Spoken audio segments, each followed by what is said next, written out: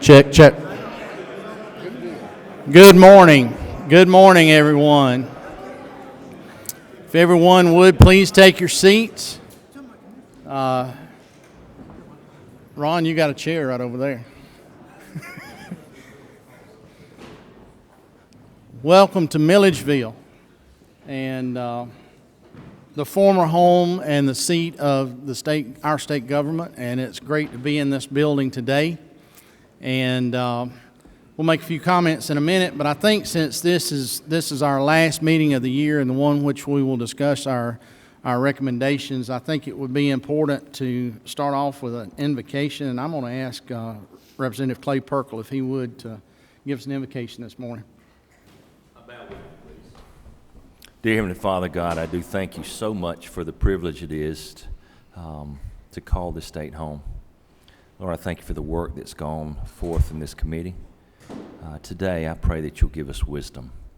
Lord, I pray that you will give us understanding of the problems at hand that we are addressing. And Lord, I pray that you'll provide the solutions and the peace that required. Lord, I pray for those that are even in the midst right now traveling here. And Lord, I pray that you give them traveling grace. We ask all these things in your name, Jesus. Amen. Amen. Thank you. I am very happy to see my co-chair with us today. As most of us know, or I think everybody knows at this point, Jay had lost his mom a few days ago, and unfortunately I can relate to that. About a year ago myself, and I know it's tough, but I'm glad he's with us today. And he'd shared with me the other day as I was talking to him that he needed to be here because he just needed to be here. And I said, well, no, you really don't need to be here. And he said, yeah, I do. Someone's put a picture on the refrigerator here at Mom and Daddy's house that I don't need to be around for comments to be made. Now, I'm not going to tell you what's in the picture, but I've got it on my phone, and if y'all want to come see it later on, I'll show it to you. I'm a little concerned about him. I'll just leave it at that. 213 years ago, yesterday, as a matter of fact, December the 12th, the Georgia General Assembly voted to move the capital from Louisville, Georgia to Milledgeville. 210 years ago, the General Assembly met in this building for the first time. And I think it's noteworthy that we're going to be here today. This may be some of the biggest decisions being made in this room in quite a while, at least since the capital moved from here to Atlanta. But thank you each and every one for being here, and we've got a fair amount of business to conduct today, and we're going to try to do it in a orderly and somewhat expeditious manner because y'all have heard about all these things all year long, and y'all have given us an incredible amount of input, and we've tried to incorporate that into the document that you'll see today. And at this point, I'm going to see if Jay's got something he would like to say. No, he can't because he's got 5 grapes in his mouth. But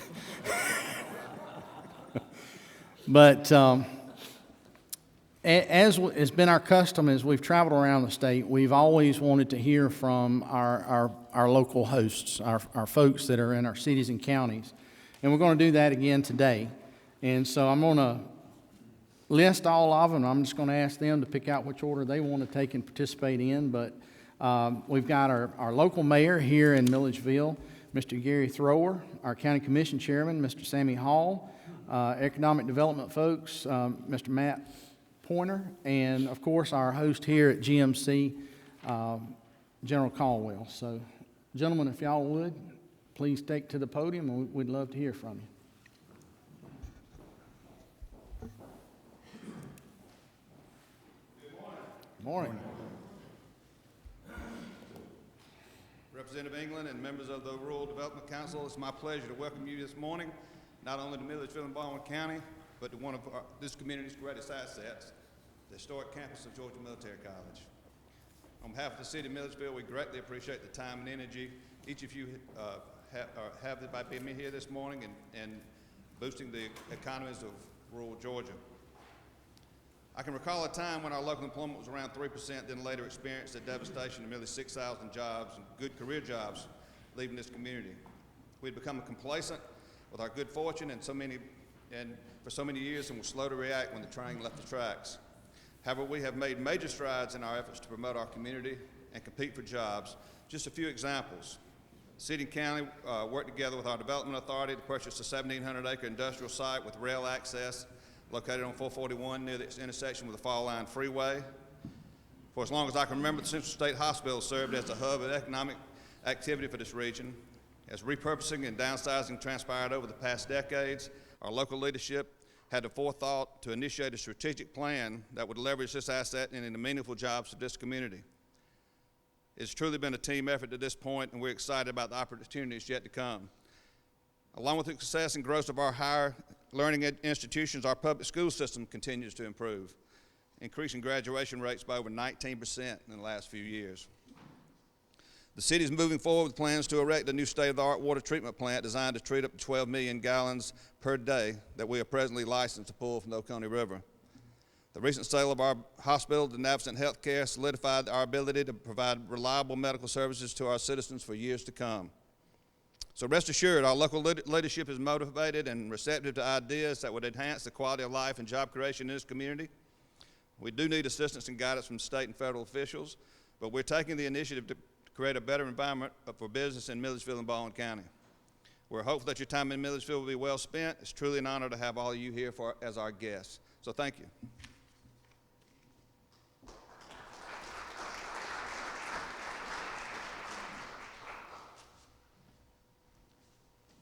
Gary stole some of my thunder, but that's okay. Good morning and welcome to Georgia's antebellum capital, home of beautiful Lake Sinclair, Georgia College and State University, Georgia Military College, Central Georgia Tech, and the home of your friend and mine, Representative Rick Williams, the last man to let you down.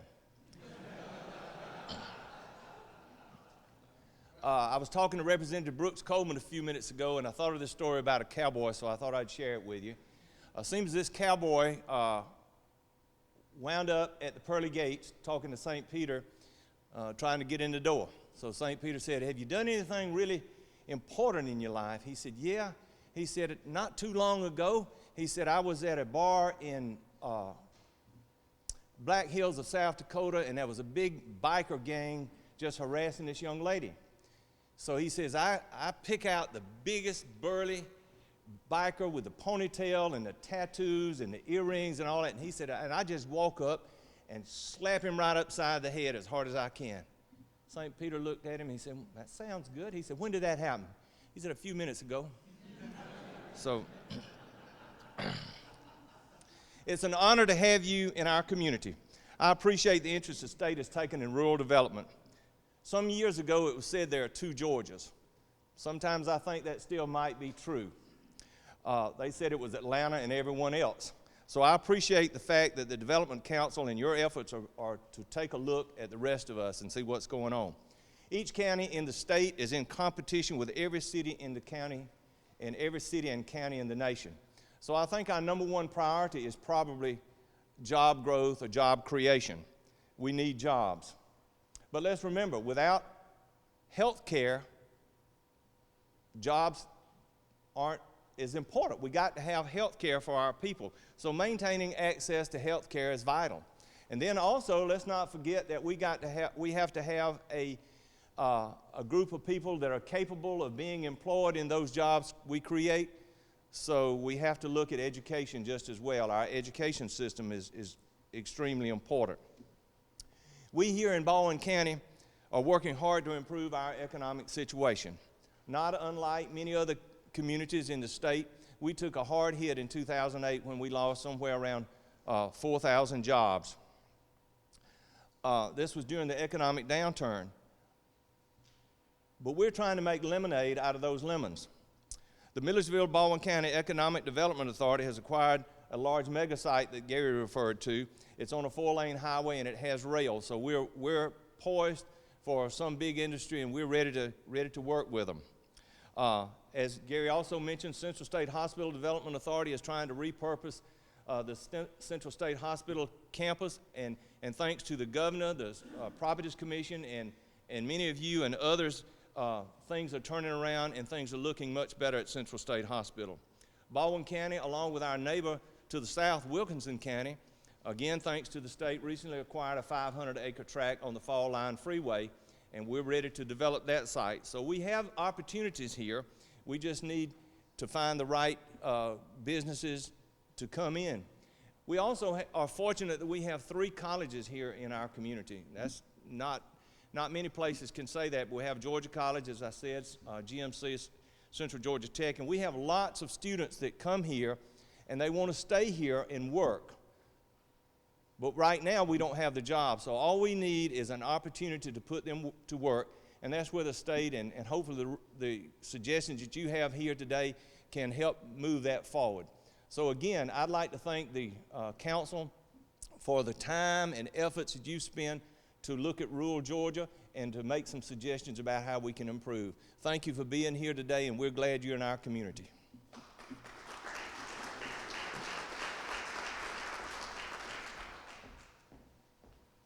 Well, good morning. My name is Matt Pointer. I'm the Director of the Development Authority of Milledgeville and Baldwin County. I'm pretty sure the mayor and the commissioner stole my notes because everything I was going to say they've already spoken about today. But one thing I did want to point out to y'all, we are blessed to have product in our community. We have a lot of land, we have rail siding, we have adequate infrastructure, utilities, and that helps drive us projects. There's a lot of communities in Georgia, rural counties, that don't have the product to get the activity to grow their communities. So I would encourage y'all to work on how do we grow product, how do we increase the infrastructure for some of these smaller communities, have land available to market for economic development purposes.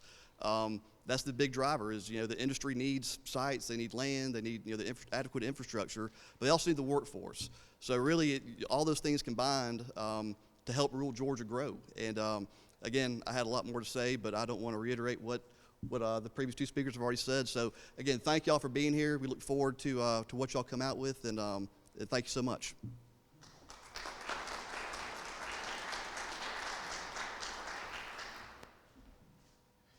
Hi, I'm Lieutenant General retired Bill Caldwell. I'm the president here of Georgia Military College. About 45 years ago, Representative Jack Brinkley down in Columbus, Georgia, gave me an appointment to the United States Military Academy. I would then go serve 37 years in the Army, be deployed for over 4 years in Iraq and Afghanistan over the last 10 years, and then retire 4 years ago and come back here to our great state. And I'm thrilled to be back here and living in Milledgeville, Georgia. A little different than Columbus, but it's a great town, and we are settled for good here. Listen, I just want to tell you a little about Georgia Military College. It's a unique institution. It's both a college and a preparatory school of grades 6 through 12. The junior college, which we're a junior college, not a technical college. We do not do work-ready skills. We prepare you to go to a 4-year institution is what we do. We're a junior college. We have 14 campuses around the state of Georgia and 1 online campus. So there's 15 campuses out there that students have the opportunity to go to. We're located in a lot of rural areas. We're in places like Eastman, Sandersville, Madison, and other places like that. And then we're also located adjacent to 4-year Regent schools where we see ourselves as a feeder to help students get into there. We call ourselves the 2A school. We're affordable and accessible. If you just take the junior college campus here in town, tuition has not been raised in over 4 years here at this campus, nor has fees been raised. We work very hard at making college incredibly affordable. And so when a student can come and know that over the next 2 years, they can pretty much predict no increase in college costs, that's a real plus for them. The other thing we say about accessibility is all you need is a GED to go to our school. That's it.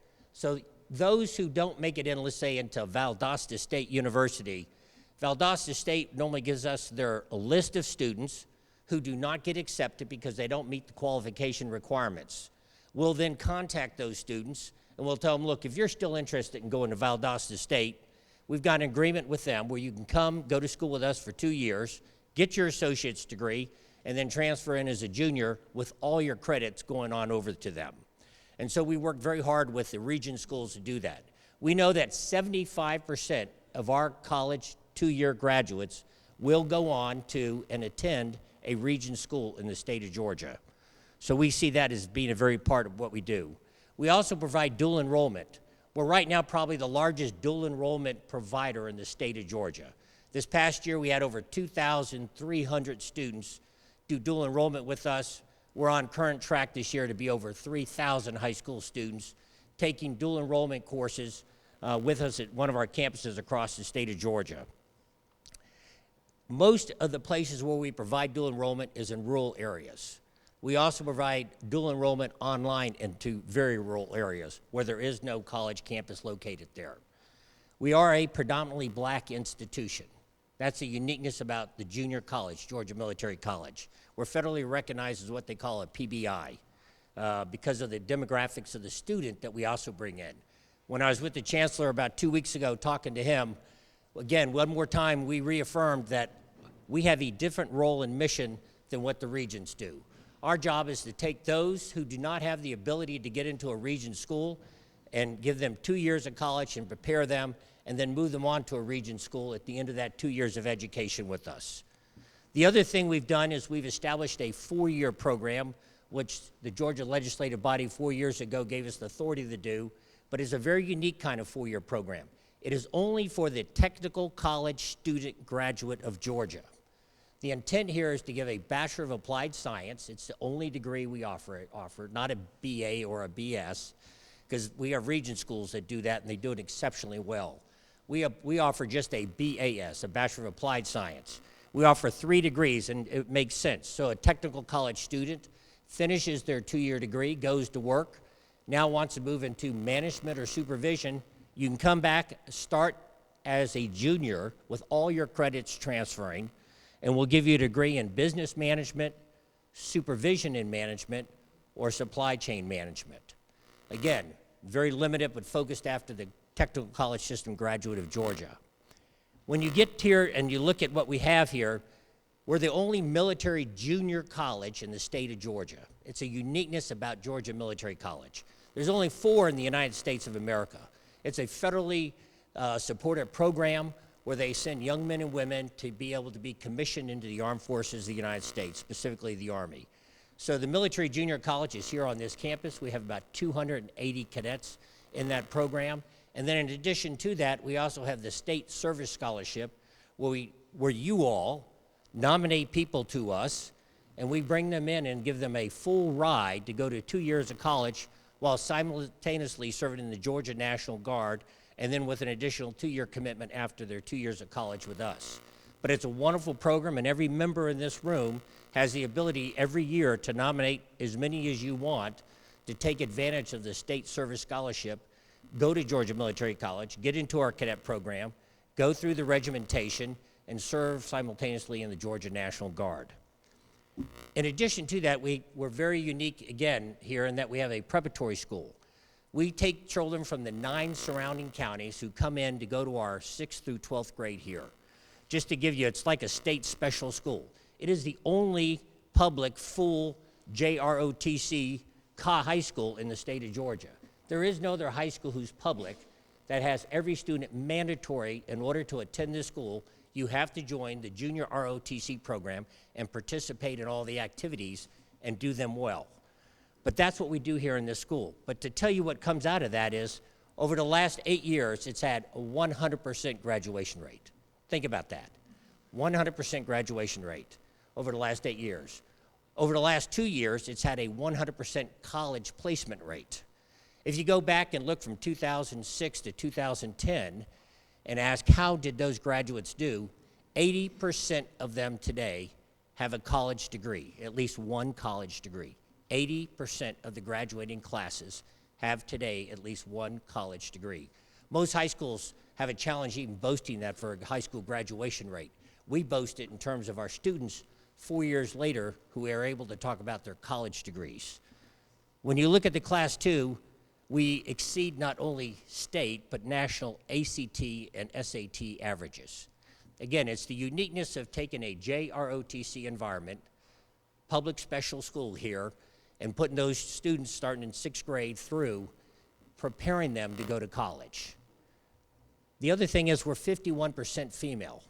So a lot of times people think we're probably like Riverside, a private all-male school, or another school like that. We're not. We're over half of our students, just barely 1%, are female, and they hold 75% of the leadership positions. Our focus here is on character development. Character and leadership development. That's what JROTC does. And so we put a lot of emphasis on the development of the character of each of our young men and women that attend this school here. Over the last 2 years, just looking at that since I've been here, our graduates were awarded, again, this is a graduating class of 60 students, 67 students. This year will be 42. But these graduating classes got awarded over $6.5 million in scholarships, not counting Hope and Zell Miller. So before you even apply Hope and Zell Miller, they were awarded over 6.5, that's about 100 students, $6.5 million in scholarships. Again, it's that kind of high-achieving academic school drawing from rural Georgia. These are rural Georgia students coming here from the 9 surrounding counties whose parents bring them in and put them into this program. We do know, just as last year, that 70% of our graduates did go to college with some kind of scholarship other than Hope and Zell Miller. And then you add Hope and Zell Miller on to top of that. Anyway, I just wanted to give you a quick laydown there and tell you a little about Georgia Military College. A junior college who focuses on giving people hope and opportunity that probably would not otherwise ever have the ability to go to college. Predominantly black institution, but again, it's giving these young men and women that ability to get the first 2 years of college done. We have 44 articulation agreements with Georgia state regions and private schools here in the state of Georgia so that their credits all transfer to a four-year institution so they can start at the junior level. Of those 40 articulation agreements, 40 of them have guaranteed admission. So these are colleges like Georgia College State University in town here, who tells a young man or woman who couldn't get in there, if you go to Georgia Military College, you get a certain GPA and graduate with your associate's degree, will guarantee you admission into Georgia College State University or Valdosta State University or private schools like Mercer. We've got all those agreements with them. And so it really is a great start for young men and women who are aspiring to go to college. And yes, as you might imagine, the majority of our students are first-time college students and are predominantly minority. So that's what Georgia Military College does, but has the uniqueness also right here of having a military program too. Well, listen, I just want to give you that quick laydown of Georgia Military College. A lot of people often do not understand who we are or what we do here and complementing the rest of the educational system here in the state of Georgia. But we're really proud of the aspects of what we do. Somebody asked me coming in, are you mostly military here? As it turns out, yes, most of the college leadership does come out of the military. We're retired military, most of us, like myself, starting from Columbus, Georgia, coming back after my military service, being able to have this opportunity, this privilege to serve here. My executive vice president is a retired general. He started in Fayetteville, Georgia. If you take my dean of faculty, he's a retired Navy captain. I mean, you can sort of walk down a lot of the senior leadership, but we happen to be people who have served a full military career and that have made the decision to come back and continue serving in a different capacity, helping others get opportunity and hope for the future. Mr. Chairman, thank you very much.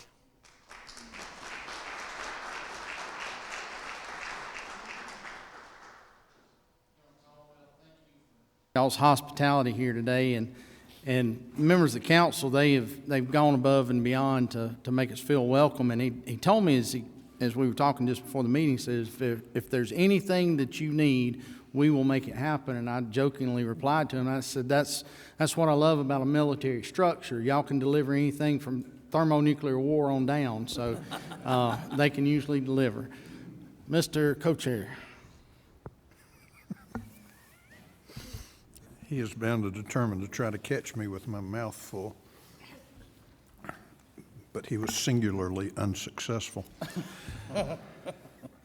We're going to talk today about our recommendations, and you've all got a book in front of you that House Research has prepared for you that prepares some recommendations for you to consider based on the discussions that we had in our work session at Warm Springs following the meeting there.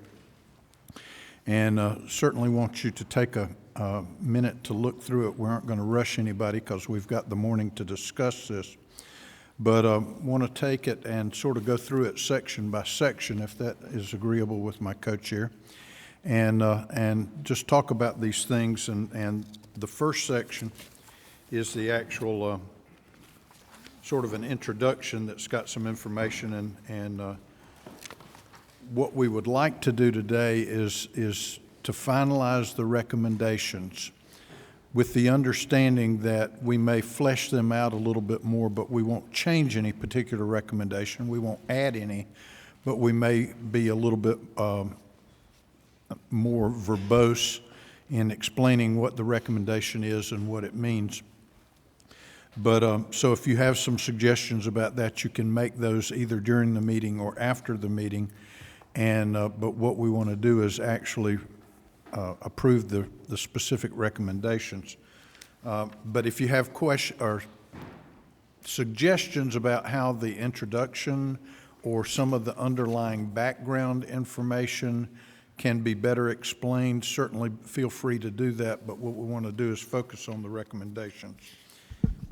Real quick, if you look at your yellow tab is a catalog of all of the recommendations that we have heard throughout our travels this year. So under the yellow tab is just basically an appendix showing you everything that has been brought to us, and including things that we do not have control over or that are either federal or local decisions that we as a state do not have, but we wanted to make sure that everything was captured in some format, and so it is there. And then under the blue tab, you will see the meeting highlights from all of the meetings this year. So everything is there in depth that you can look at as well for the background for where some of these recommendations came from. So I think what we'll do is we'll start with the general workforce, which is on page 4, and talk about the recommendations, see if there are questions, concerns, or suggestions for improvement to that particular section. And then do you want to vote on that as we go, or vote on that as a whole when we finish? Okay. Okay. All right. And I'll go through the general workforce recommendations. The first one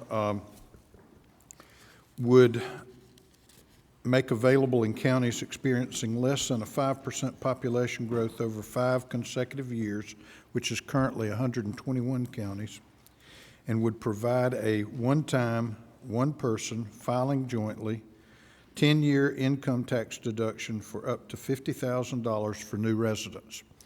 Now, what we need to, I think, and certainly all of this stuff will be fleshed out in legislation as it proceeds through the process. But we've had discussions about, and we don't want people gaming the system, because quite frankly, I could move from a county that has some growth, and I can move right across the county to a county that has had either negative growth or very limited growth, and obtain that. And so there's some discussion as to whether do we want to say that you have to move a particular distance, or do you want to say you have to move from out of state into state? And so we need some suggestions on that, and I'll let you think about it while we talk about the others.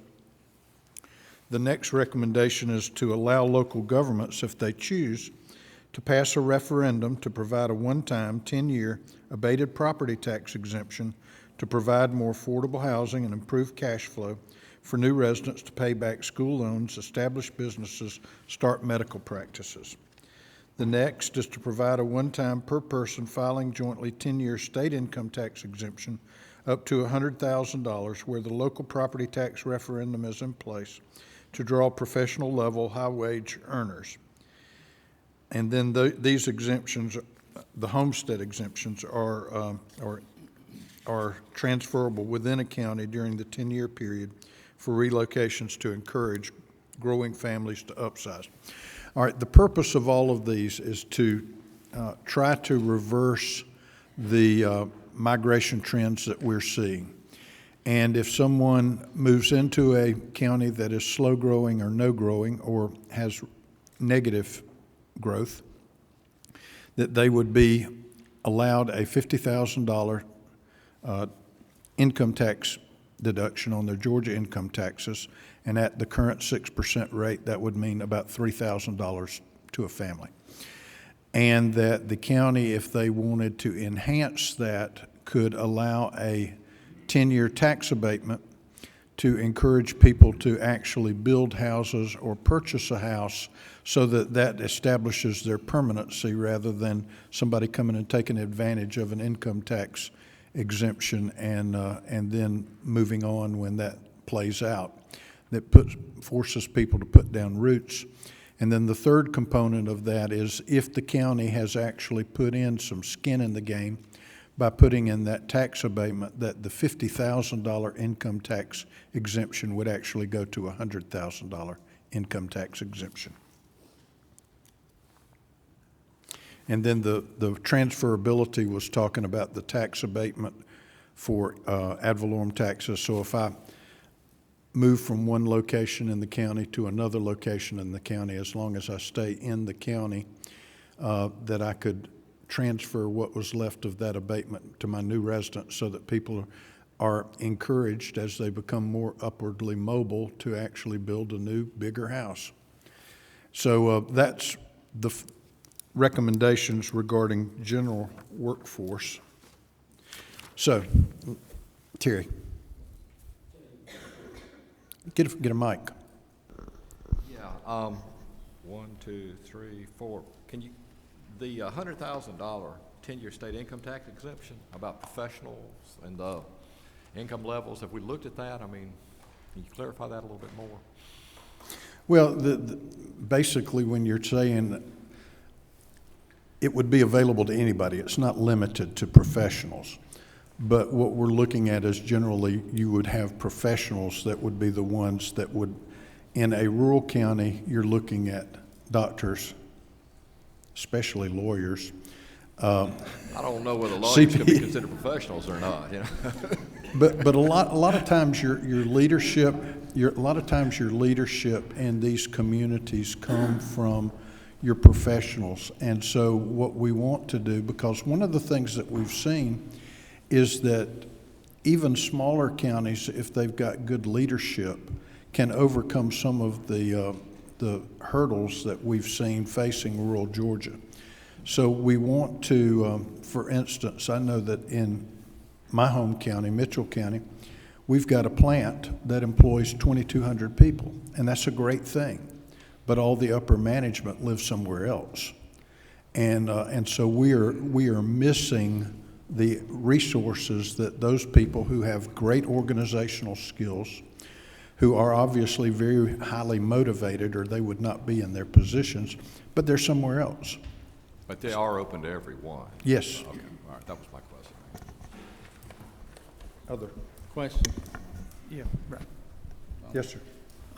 Obviously, being from one of these communities, it sounds like a home run. And one of the things you hear in regards to these tax exemptions, as you and I have talked about before, is the fiscal impact of some of that. Because for these counties to leverage their part, you know, when they have skin in the game, they're going to abate, I'm guessing, the property taxes on those, the property and home that's built. Is that what that means, that county could say, hey, we're going to abate your property tax fully, or we're going to abate a portion of it, or how does that work? Well, what I would anticipate, and certainly this works its way out through the legislative process where we actually hear testimony and we see fiscal notes so that we see the actual cost of it. But what I would anticipate is what you generally see in a tax abatement is something that is graduated, and I don't know that that would be the ultimate result of the bill, but 100% abatement the first year, 90% the second year, 80%. And then because you're going to have people, they aren't going to actually all move into a county in one wave. So you would have abatements that are gradually phasing out when you've got new abatements starting if people take advantage of that program. But generally what is going to happen is the county's tax base is going to increase. But you've incentivized people to make that increase happen, like people that do in economic development issues. Yeah, I could hear my superintendent and my school board in the background, you know, kind of saying, you know, we need that revenue. We you know, and I'm just throwing that out there because of how protective they are of those They those do money. need, they do need the revenue, but you and I both know, and I think everybody on this council knows, that in order to make money, you first have to invest money. And this is an investment in expanding the tax base. Ed? Thank you, Mr. Chairman. I just wanted to talk a little bit about those bedroom communities in rural Georgia, maybe an Effingham County or a Lee or an Oconee, where those very professionals that were seeking to come in for schools, for lower property taxes, things of this nature, really want to move into a lot of those counties, not the counties that they're actually working in or holding office in. And if there was any consideration given to that, is there a way to tie those together? Because many times, like in Oconee County, that may be the calling card to that region. I don't know that we have discussed that particularly, but using Lee County as an example, I think Lee County, because it's a bedroom community for Daugherty, has found over the years that, and economic developers will tell you this, is that you spend a lot more providing services for residential communities than you do for commercial and industrial. And as a result, now that you've got the workforce in Lee County is actually trying to build a commercial and industrial base, but you got to have the workforce first. And so I think that this would actually, Lee County's drawing card was at schools. Right. And so that's how it brought the population into the county. This will allow people who maybe do not have the best schools to still try to draw, but from that you create that economic workforce base so that then you can create the commercial and industrial. I think that's the purpose behind it. As to whether it plays out, I don't know, but that's the And I was thinking of a physician wanting to go into Dawson that may want, because of those schools, may want to live in a Lee, but they wouldn't qualify for the 100,000. Well, but we are trying to incentivize them to go into these counties that are losing or not gaining population. Thank you, Mr. Chairman. Other questions? I have a question. Mr. Chairman. Patty. Good morning. How are you? Doing well. Good morning, everyone. Bullet point number 3 allows local governments to pass a referendum to provide a one-time 10-year abatement. Does it have to be 10 years? Can they go lower than 10 years? I'm just inquiring. I think since what we're doing is we're trying to encourage people to make a long-term commitment to a community, and if the state is going to make a commitment of giving income tax deductions for up to 10 years for somebody to move into a community, I think our thought is to encourage the community to do an equal commitment. Do we have a list of those 121 counties? I'm sure that Martha can give you a list because she came up with the number.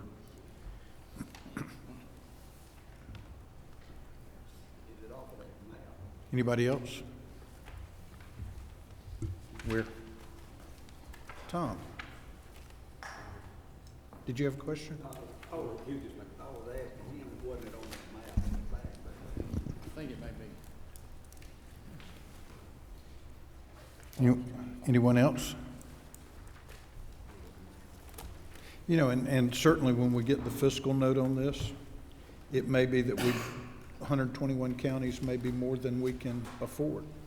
And we may have to do 4% growth or 3% growth or 2% growth. Or we may have to do some number and see if it really makes a difference as sort of a pilot project. I mean, these are recommendations, but like I say, the whole purpose of the committee and the legislative process is for us to flesh those things out and see if they're workable, they're affordable, and then to determine, you know, after a period of time, whether they've actually accomplished what we intended to accomplish. Any other questions or discussion? Hearing none, what's the pleasure of the committee as to the recommendations regarding general workforce? All right, there's a motion. Is there a second? Motion and a second. Any other discussion or any suggested amendments? All in favor say aye. Aye. Any opposed? Those pass.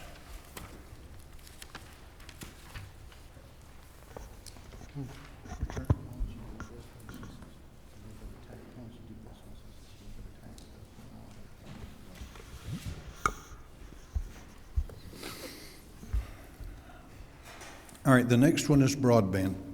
And this one's broken down into two segments. One are the recommendations regarding the program. Second are the recommendations regarding funding. All right, the first recommendation regarding the program is to create a state partnership with electric membership cooperatives in statute, and I think we can probably more artfully express that. But the discussion we had was that there is some question. There are 39 state cooperatives, EMCs, is that correct?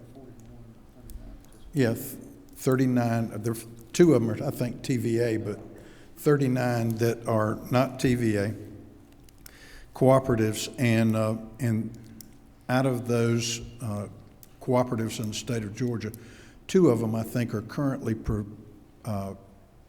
utilizing broadband for some of their communities. But there's some question as to whether it's actually legally permissible in the Electric Membership Cooperative Act.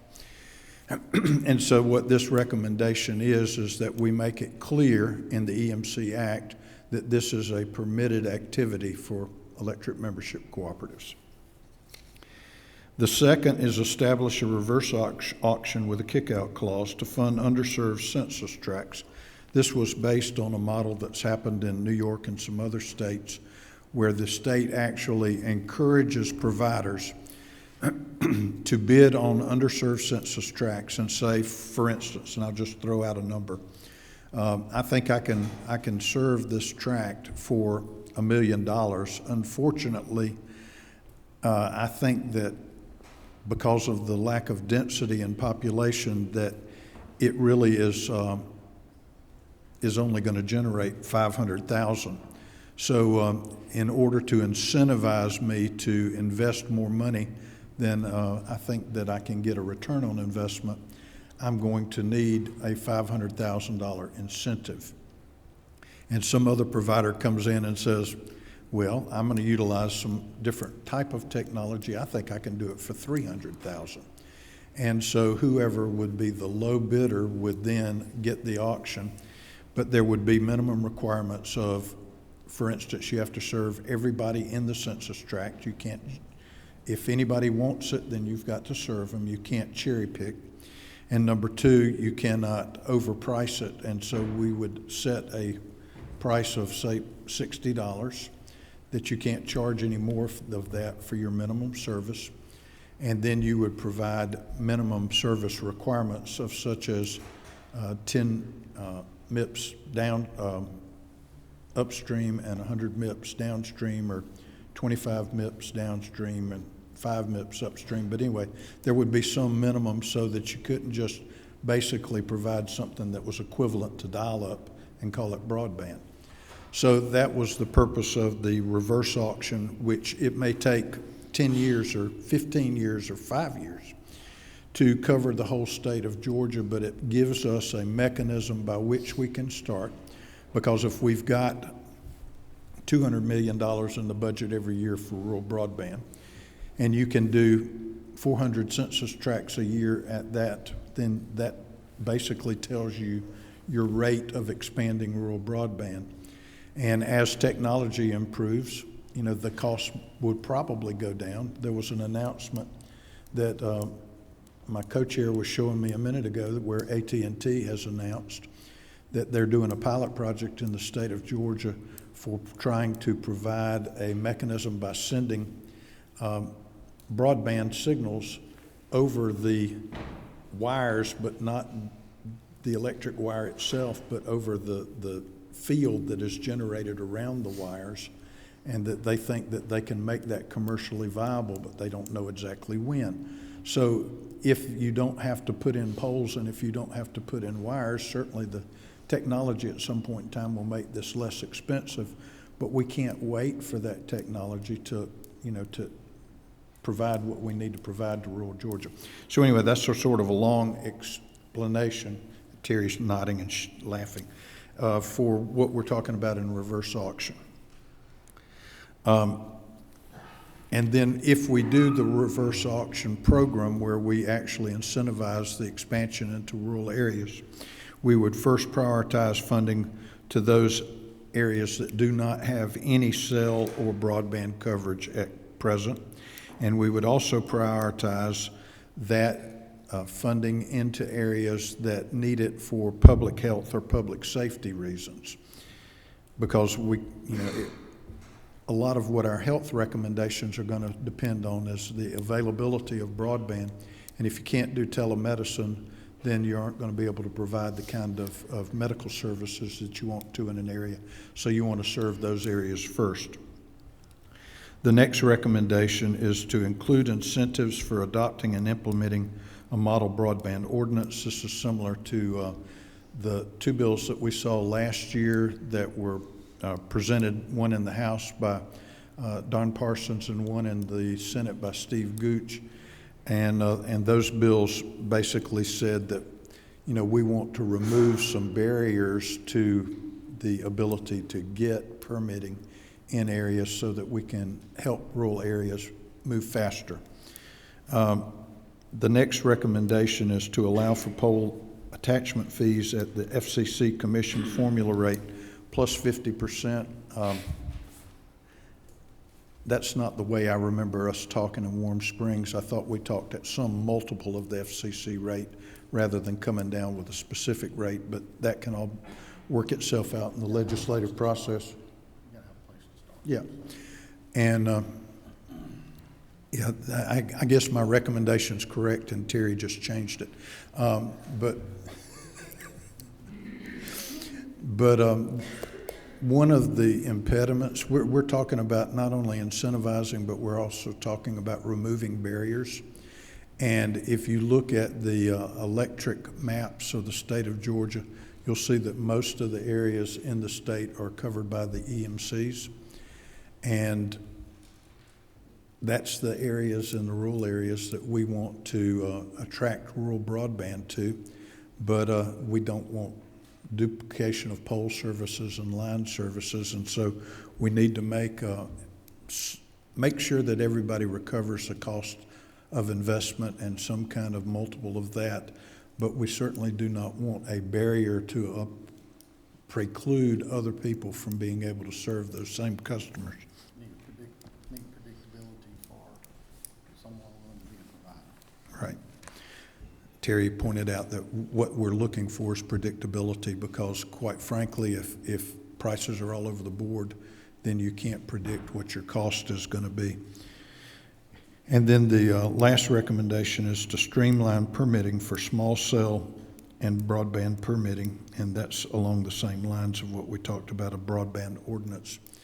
And so anyway, those are the program recommendations. Funding is to implement a telecommunications service tax, which is not currently in place in the state of Georgia, to eliminate franchise fees, which are currently in place in the state of Georgia. And the reason for doing this is, as we have seen in a lot of other areas, we talked about this in sales taxes the past year in the legislative session, is that a lot of things that we tax, the market's changing, the technology's changing, and we aren't changing with it. Used to be the only kind of television signal that you got was a cable TV signal, and so we had franchise fees on cable TV. Well, now video streaming over the internet is resulting in actually cable TV revenues, as I understand it, are coming down. And so we are dealing with taxing a shrinking market where we are having what used to be the preferred mode of receiving video is now video streaming, or it's going to that, and yet we're not taxing that at all. And the same thing with telephone lines are subject to franchise fees, but people are moving from landlines to cell service or their voice over IP. So the market's changing, and we aren't changing with it. And quite a bit of the video is coming through satellite now, which is not being taxed as well. So what you can do, because I think we're going to find out when we get the fiscal note, is that the franchise fees are approximately 5% now. And what we're going to see, I think, is that by putting in a broader base tax, that we'll be able to reduce the rate. We will be able to reimburse the municipals and the counties for the franchise fees that they're currently collecting, and yet would be eliminated by this proposal, and still have somewhere in the neighborhood of $200 million to invest in rural broadband. We'll see if that plays out when we get the fiscal note from it, but that's the hope. So that would then be utilized for rural broadband. And so that next bullet point, utilize the equivalent amount of the telecommunications tax collected towards the program, would be what that means, is to utilize that additional revenue for rural broadband. And also to utilize the equivalent of the sales tax on network equipment towards the program. We heard a recommendation at, I think, our Tifton meeting, that we do away with the sales tax on telecommunication equipment, with the thought being that the savings that the companies realize from that they would invest in rural broadband. We thought it was better, if we're going to have a formal program to build rural broadband, that we just use that sales tax revenue rather than giving the company the option of either investing it in rural Georgia or increasing their bottom line. This would guarantee that it goes to that purpose. And then the next is to reduce the right-of-way default to DOT's $5,000 per linear mile rate. And this was part of the money that we would get from the telecom tax would reimburse DOT for that funding. We would just basically be reducing a fee, just like we're reducing or eliminating the franchise fee. And then the last bullet point is to eliminate franchise fees. So that's the recommendation regarding broadband. So let's hear some discussion or questions. Don? Yes. Thank you all for the work you put into this. Appreciate it. I had raised some concerns at another meeting we had, and made some suggestions. I'm glad that the one about the lessening the issues with local government and impediments to actually getting the work done in cities and counties. I'm glad that was included in here. Just a couple other things, and it's hard to argue against any of this, and I won't. I mean, I'm not going to argue because the need is so great. I mean, we got to do what we can do to help out. There's no doubt about it. The introduction to this, the preamble or whatever, I mean, it's right on spot. Whoever wrote that, I think they did a really good job.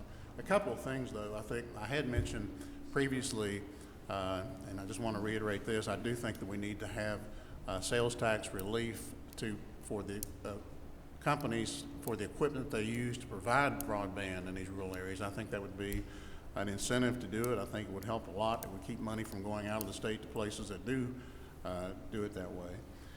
I think that there needs to be a home, and I don't think I did mention this in the previous meeting, but I've mentioned it many times before. There has to be some kind of a home for broadband in the state, especially if we were going to have some kind of a fund. And in my opinion, or my way of thinking, it probably should be Georgia Technology Authority, or to change it so it could do it, but there has to be some kind of a home for it, or you wouldn't even be able to administer, funds and grants and things like that. I guess it could be done through something existing, but there needs to be a home for rural broadband, or not rural broadband, but for broadband in the state, and I don't think we really have that. And so I think those two things, the home, some place to implement these things. I need, at some point we need to look at that, not today, but then I think I still think we need to look at taking away or eliminating the sales tax on the equipment used for broadband in the rural areas. I've said that many times, so I'm just saying the same thing over again. Also want to mention, I'm just not totally in favor of having another fund. We have the fund now. I can't think what we call it right now, but we have a universal service fund in the state. That universal service fund is for basic telephone service, but money's been it's been taken out of it, continues to be taken out of it for broadband. And I mean, I understand how it's done, and I don't necessarily argue with them for doing it. But we have it. We already have a fund. I think we have to be careful about either adding to that or establishing another fund. It just becomes really problematic about who gets the money, what kind of what kind of ties they have, what kind of commitments they have to use it. But one of the reasons for that is the technology just continues to change so fast. And if you grant money to some company to do something, and that 6 months later or a year later, that technology has changed, that there's something better, and it's our taxpayer money that's done that. Not if private enterprise wants to do that, that's fine, but taxpayer money shouldn't be used for technology that's going to be outdated 6 months, 1 year, 2 years, or whatever. And I also want to mention FCC. Even today, right now, they are changing rules on broadband, and that's something we want to be careful about, trying to get ahead of them. And then on this air gig that you mentioned, it is being tried in Georgia. It's the only state in the country that they're doing the trial. In the United States, they're doing one overseas someplace. And just want to mention, in addition to what you said, Georgia Power is working with AT&T and partnering with them on that. So it's just a really good example of the private sector continuing to improve. And with that, I think that's pretty much my spiel. With you on the issue about finding a home, and we have talked in various meetings about, DCA, because it's they deal with so many rural issues. The Department of Economic Development, because this is an economic development issue. The Technology Authority, even GEMA, because of the fact that a lot of this is based on providing communications in emergency and health care. I think we're going to probably let this sort of play out in the legislative process, but there's no question that it's going to need a home, and you're correct about that. Any other questions or discussion?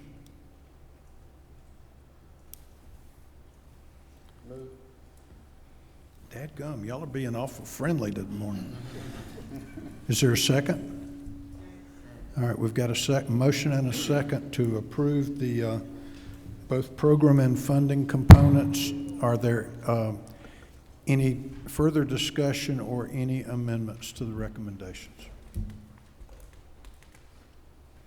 What's your pleasure? All in favor say aye. Aye. Any opposed? Passes. All right, 2 down and about 3 to go. Next, moving on to economic development, of course, that has been the crux of a lot of what we have talked about this year. And I don't think anything that we're voting on today or talking about today does not fit into economic development in some shape, form, or fashion. However, there are some things that kind of help form the backbone for economic development efforts in communities and the state as a whole. So we've got a few recommendations there. We've had some discussions over those issues at several meetings. And while we realize that, as we've heard from University of Georgia, Georgia Tech, Economic Development, DCA, and a lot of others, we realize there are a lot of very good things happening in our state that each of those entities has a piece or a part of. The one thing that is been one of the things to Jay and I anyway, and I think to many of y'all, that a lot of what we've seen is there's a lack of a cohesive, coordinated effort among those entities to do those programs across the state. Each are very good at what they do. I don't want that to get lost. Each are very, very good at what they do. But they're good at what they do and don't necessarily realize or understand what someone else may do down the road or across town or across the state. So in looking at that through the discussions we've had over the last several months, realizing the need for some type of a coordinated effort, one of the recommendations that we briefly talked some about at Warm Springs is to establish a center of rural prosperity and innovations or something along that title line. We're not married to what we're calling them yet. And I learned a long time ago we want to see what the acronym looks like too, because you don't want it to be something that'd be embarrassing. But anyway, we'll look at that. But do that in coordination with the Board of Regents. As I mentioned, University of Georgia and Georgia Tech and the efforts that they do, and not just them, but other institutions around the state. Each have and play an important role in their communities, and many of those have outreach beyond their campuses of things that they're doing around the state as well. But creating this center to be kind of a clearinghouse or one-stop shop, to be what we need, or have them help identify the needs in communities. One of the things that the center that we've talked about, one of the things that they would do is go out and into communities and do an assessment of those communities and see what their needs are, whether it's a community or whether it's a business. And I don't want that to get lost either. What we're talking about here is not something that's just community centered, but it's also industry and business centered as well. So if there are industries or businesses, there are small businesses looking to expand, but they just don't know what to do next, this is the clearinghouse, so to speak, of where they would go for those resources that we use state taxpayer dollars to fund. We use their dollars to help fund these resources. So in doing that, allowing that center then to go out and work with these communities and figure out what it is that they're needing help with, and that center would round back up, I guess, for lack of a better term, and sit down and figure out which of the resources that are out there, whether they're at economic development at the University of Georgia, whether they're at DCA, wherever they may be, and pull those resources, those specialized resources, into that community to give them the help they need. The idea is not to create anything new that is beyond those resources that are out there already available, but it's just simply creating something. The center itself would be something sort of new in figuring out a way to develop those communities and those businesses throughout the state. So a couple components within that, as we know, as we found out over the last 8 or 9 months as we've traveled, that there is a Rural Development Council in code. It is housed right now currently at DCA. That council has been inactive for quite some time, but reconstituting that council, and probably the most important part of the whole recommendation here is the choice of individuals to be on that council. We're not talking about a 25-member council like we have been, because it's so hard to get 25 people together, but a smaller council that is fairly nimble and easy to meet, easy to move, easy to work with, but made up of innovative business folks in rural Georgia, made up of innovative economic development folks in rural Georgia, made up of county and city leaders in rural Georgia, made up of healthcare folks in rural Georgia. But those individuals that we know, that we have identified through this year, are the keys in each of these communities in figuring out what each other need. And so that council would be reconstituted and would be housed at or with the Center for Rural Prosperity and Innovation. Also within that, we do have, of course, the centers of innovation surrounding the state or around the state. And one of those is the Center for Innovation for Agribusiness. And looking at this model and looking at things we've talked about here, is a natural tie that Center for Innovation for Agribusiness would be tied into or made a part of this Center for Rural Prosperity. And because so many and so much of what we see around the state is tied to agriculture, and it is the largest industry in the state, a lot of what this entity's job is going to be is to go into these communities. And the example I've used is they go in and find the gold ore, and then their job at that point is to help that community refine that gold ore into gold bricks. And same thing, turning chicken litter into cash money or turning cow poop into fertilizer. But anyway, that's kind of the whole idea, is helping figure out what it is that these communities have as strong points, number one. Number two, then going forward to help those communities then develop upon that. Douglas where's Dominic? Over here. Douglas and Coffee County with Premium Peanut is a prime example of some of the things that we're talking about doing. Douglas is very fortunate for some of the individuals that are the core members of that cooperative, that very forward-thinking individuals, and they put that together. A lot of the communities we have around this state have those same type individuals in them. And the analogy I've used is the building's on fire, and they're working so hard just to keep the building from burning down, toting 5-gallon buckets and filling them up with water hoses. Nobody's got time to go look for the fire hose. And that's what winds up happening in a lot of small communities. You always have heard folks say that you find the busiest person in the community, and that's the one you go ask to volunteer to lead X effort. Well, at some point they get to the point they can't handle anymore, and at some point they get to the point they don't have time to step back from what they're doing to look long enough to know what the next piece is or the next thing is they need to do. And so I feel very passionate. I know Jay feels passionate about this, and I think you all do too, because we've heard from you as we've traveled around the state talking about something very similar to this. Moving on down to infrastructure. As we had passed House Bill 170 back a few years ago, and as much as each of you have traveled, you have seen the orange barrels and orange cones across the state, and we are making, for the first time in decades, some significant progress on upgrading our roads and highway system across the state. Within House Bill 170, there were 2 escalators that were part of that, because as we know, corporate fuel economy is going up. So the miles per gallon that vehicles will get going forward for the next 15 or 20 years is going to increase dramatically. So that means gasoline usage comes down. Well, House Bill 170, in setting up as purely an excise tax instead of a sales tax, is no longer tied to the cost of gasoline. So it becomes rather predictable in that sense and very easily to budget from. And that's one of the issues that DOT had been having up to that point, is dealing with the fluctuations in price and therefore the amount of revenue coming into them.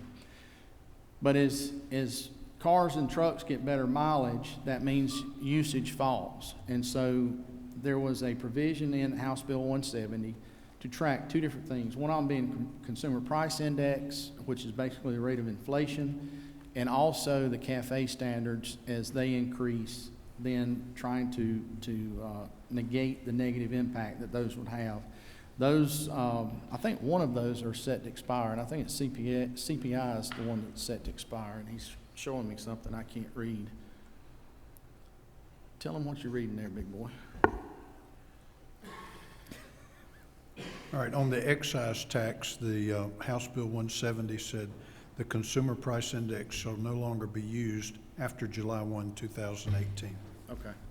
So the CPI, the CAFE would stay in place, CPI would go away. However, we are seeing drastic improvement, and as we said, as we've traveled in rural Georgia and understanding from our friends at Premium again. Carl said a lot in just a few minutes there, but the issues on getting transportation of their product from there to the port or there to the highway system. So those dollars are being used for those improvements, and we don't need to see those numbers start declining. So the recommendation is that we maintain those escalators. The other thing is, we met in Waycross, we talked to the railroads, and coming out of that, realizing that Class 3 railroads, which are short lines within the state, typically those railroads have 20 million or less in revenues a year. Our Class 4 ones are the ones easily identified. They're Norfolk Southern, and CSX that operate in the state of Georgia. Basically, all the other short lines fall into the category of Class 3, which is based on car miles and tonnage, and then also on revenues. We own a significant amount of state-owned rail lines in the state, and we have for years done a patchwork of keeping and maintaining those rail lines up with state funds, primarily with bond funds. So a couple of the things that we've talked about doing there are creating a state version of the 45G federal program that went away about 5 years ago. What that would allow for the Class 3 railroads would be a 50% deduction of the investment per mile that they put into maintaining and upgrading track of up to $3,500 per mile for the company or the customer. And the customer may be the one that maintains the sidings, so the customer would also receive that tax credit if they make an investment in upgrading or maintaining that siding to something that's still operable. And we've all heard the talk that day about the 186,000-pound cars. That's the new standard. There's a second new standard coming at some point in the future that will be probably somewhere around 200,000 or a little better. And so in order for those businesses located on those sidings that are using rail, that are keeping trucks off the road, keeping log trucks off the road, smile, Chad. We're not going to take, but in order to keep trucks as much as we can off the road and allow for other movement of individuals and other freight, the encouragement would be to continue to encourage rail shipments as much as possible, as much as practical. So that would be applied to either the corporate income tax or the individual withholding tax that's applied to the individual employees. One of the things that we'd heard at some point, and I'm at a loss when we heard it, is some of these rail companies do not have to worry about an income tax at the end of the year. They're basically breaking even, so they don't have to worry about paying an income tax. So in that sense, this program wouldn't help them any, but it would help them if they could use a portion of the withholding taxes that they're getting ready to pay the state toward those reinvestments and get them to the point that at some point they would become a taxpayer and actually would grow business on their rail lines. So moving on from that, looking to appropriate an equivalent amount of the sales tax collected from diesel fuel used on rail or used in rail to increase the matching funds that are available from the federal level. As we heard Nancy Cobb and Waycross talk about, that there is no predictability in the way that we budget for short line rail and the matching dollars that are available from the federal level, because we do not do any type of permanent yearly budgeting for that. They have no way to draw down those federal funds, and that would give some type of a revenue stream to allow for that. And then going back, and we have continued to hear about our state-owned rail lines and trying to tackle the backlog of maintenance issues that we're seeing on those rail lines in the 5-year plan, which is about $80 million right now that needs to be addressed. There are a couple of other things that are already in motion that will help address some of that funding, and so therefore it doesn't need a recommendation from us, but it's already in motion to start addressing some of that. So I'm going to hush. I said before I started I wasn't going to be as long-winded on these explanations as Jay had been on some of his, but I don't think I held to that. He says I lied. So any questions?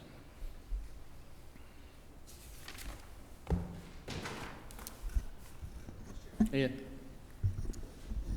I don't know if this is the appropriate place to put this, and we can do this through the legislative process, but I remember us having a discussion as it relates to the local RDCs, and the regionalism is what makes me go there, and the best practices.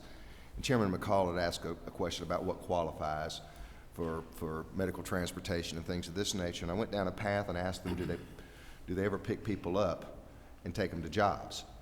I would just hope that somewhere we remember that and put this as we go through the legislative process, and I'm not smart enough to be able to remember it, but if we can somehow, maybe as we get ready to look at this legislatively, keep an accounting or prioritize or see just what the need is, because there's a part of me that's not convinced people know it's available for that purpose as well. And so I just think it might fit into the transportation and the economic development as well. Well, and that's a good question. It probably brings up something we should have been a little more clear at the beginning.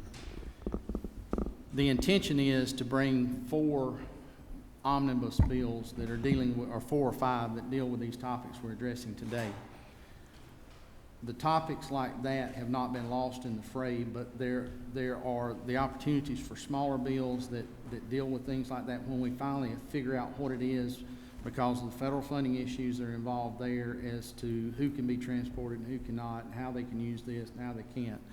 So some of those things moving forward might be in smaller one-off bills, where these are going to be more comprehensive, because so many of these pieces tie all together in some shape, form, or fashion. So that has not been dropped or not been forgotten, and we will continue to follow that in a different track. And remember, too,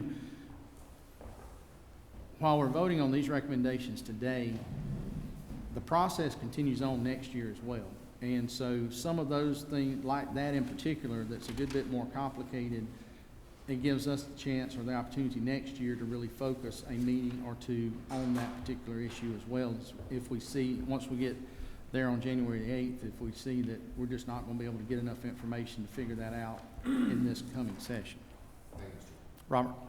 Mr. Chairman, thank you. I've got one area that you didn't include here in economic development that I'm very interested in, and like, hey, we can do it another time or place, but these state job tax credits that I'm very interested in, that I just think our rural counties are not getting their share of it. I think most of those are going to our metro counties. It's a great tool that Georgia Department of Economic Development uses to entice companies here, and it's a great program, but we're just really not, companies, those incentives have not weighted enough for our lower tier counties, for those 121 counties that you talk about, or whatever number it is, it's just not enough incentive, and I'd like to readjust those tiers or readjust the formula we use to try to pull some more of that money down to these counties that having a hard time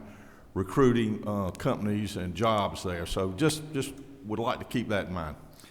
All right, I will, and we did discuss all of that, and I think there were some recommendations made, and we agreed that that's something that we want to do, but there's some things we're going to have to defer to next year, otherwise we're going to bite off more than we can chew.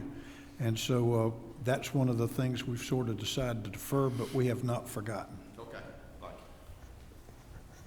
you. Okay, other questions? Chad? Thank you, Mr. Chairman. I like the whole presentation right here, and I especially like the idea of reconstituting the Rural Development Council. Just, I guess, information on the Class 3 rail lines, just out of curiosity. Do you know offhand, by any chance, how many miles Class 3 rail lines we have? And that may be a question I could reach out to GDOT, being there preparing a proposal. I was just curious, versus the other Class 1, I think you said is Norfolk and CSX.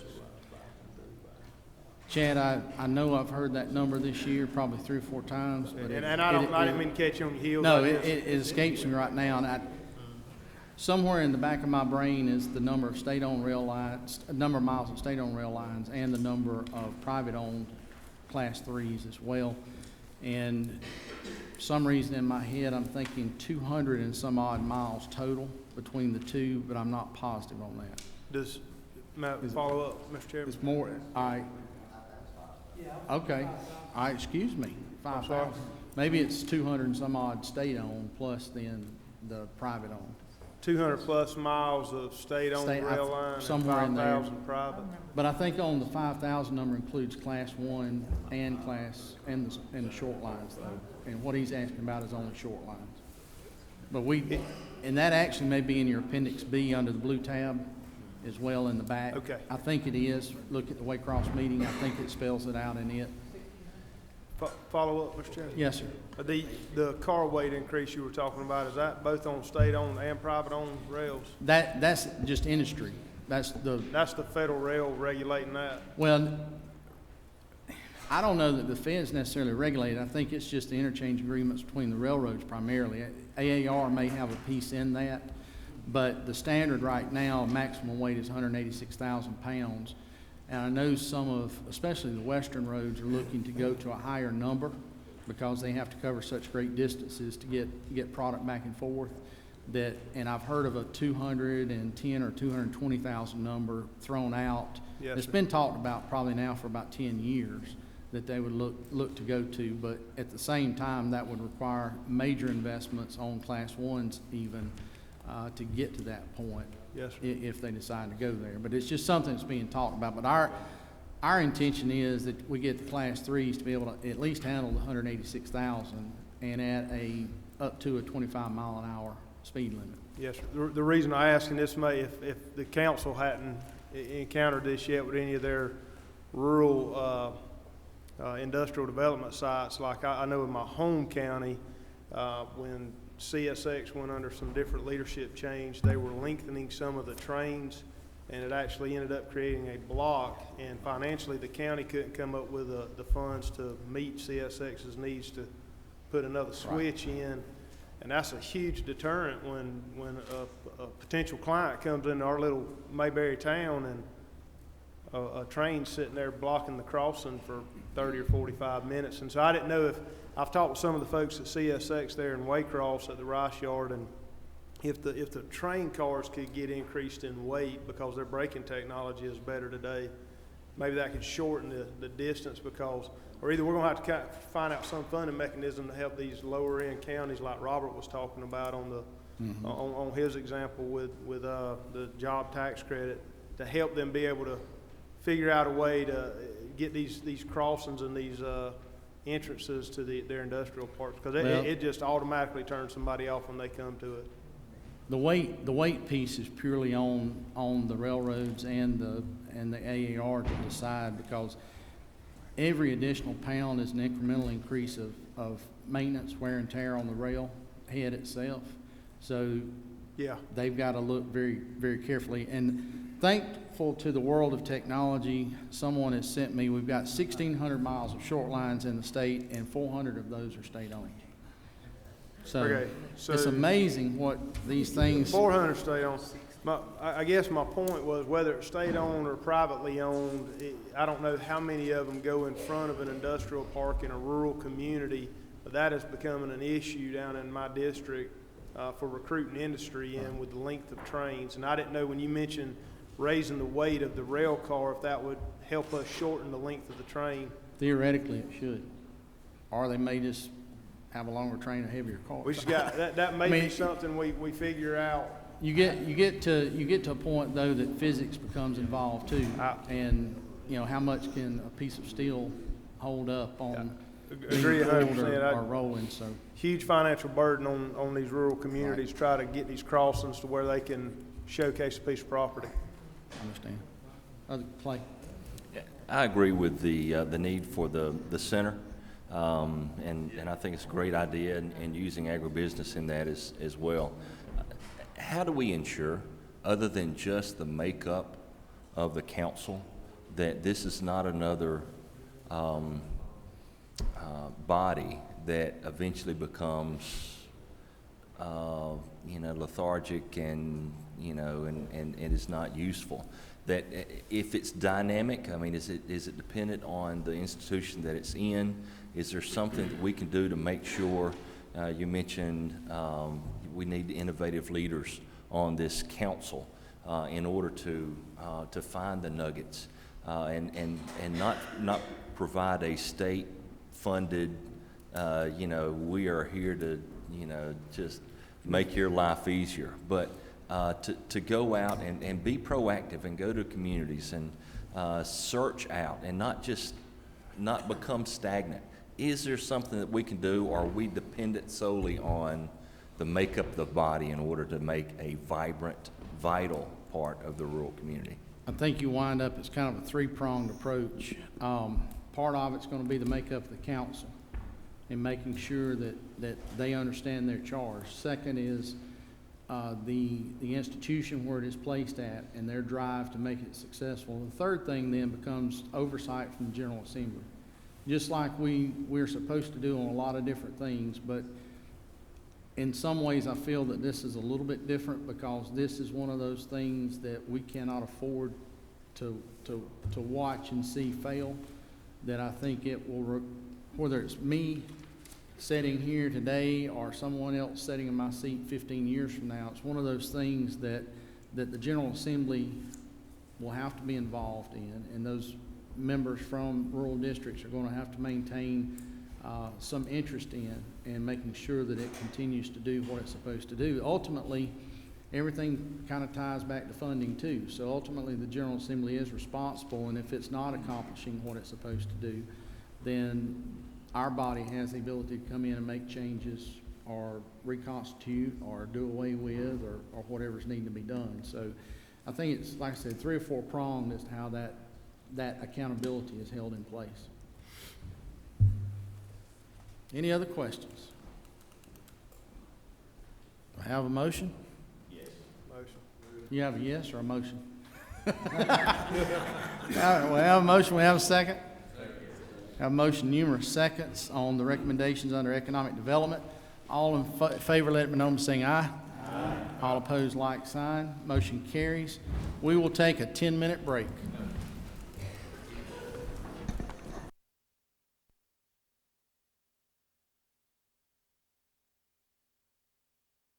I have a special guest that wishes to address our body. And I want to see him go sit in the chair up front. I want to see you go sit in the speaker's chair. It's not on rollers, though, and it's swivel. It doesn't rock. Our speaker has been faithful to be at many of our meetings this year, and knowing him as we all do, we know that he has an intense and vibrant interest in the work that we've been doing. And I think it's fitting that he has come to join us here in Milledgeville today and at our last meeting for the year. And at this point, Mr. Speaker, the floor is yours.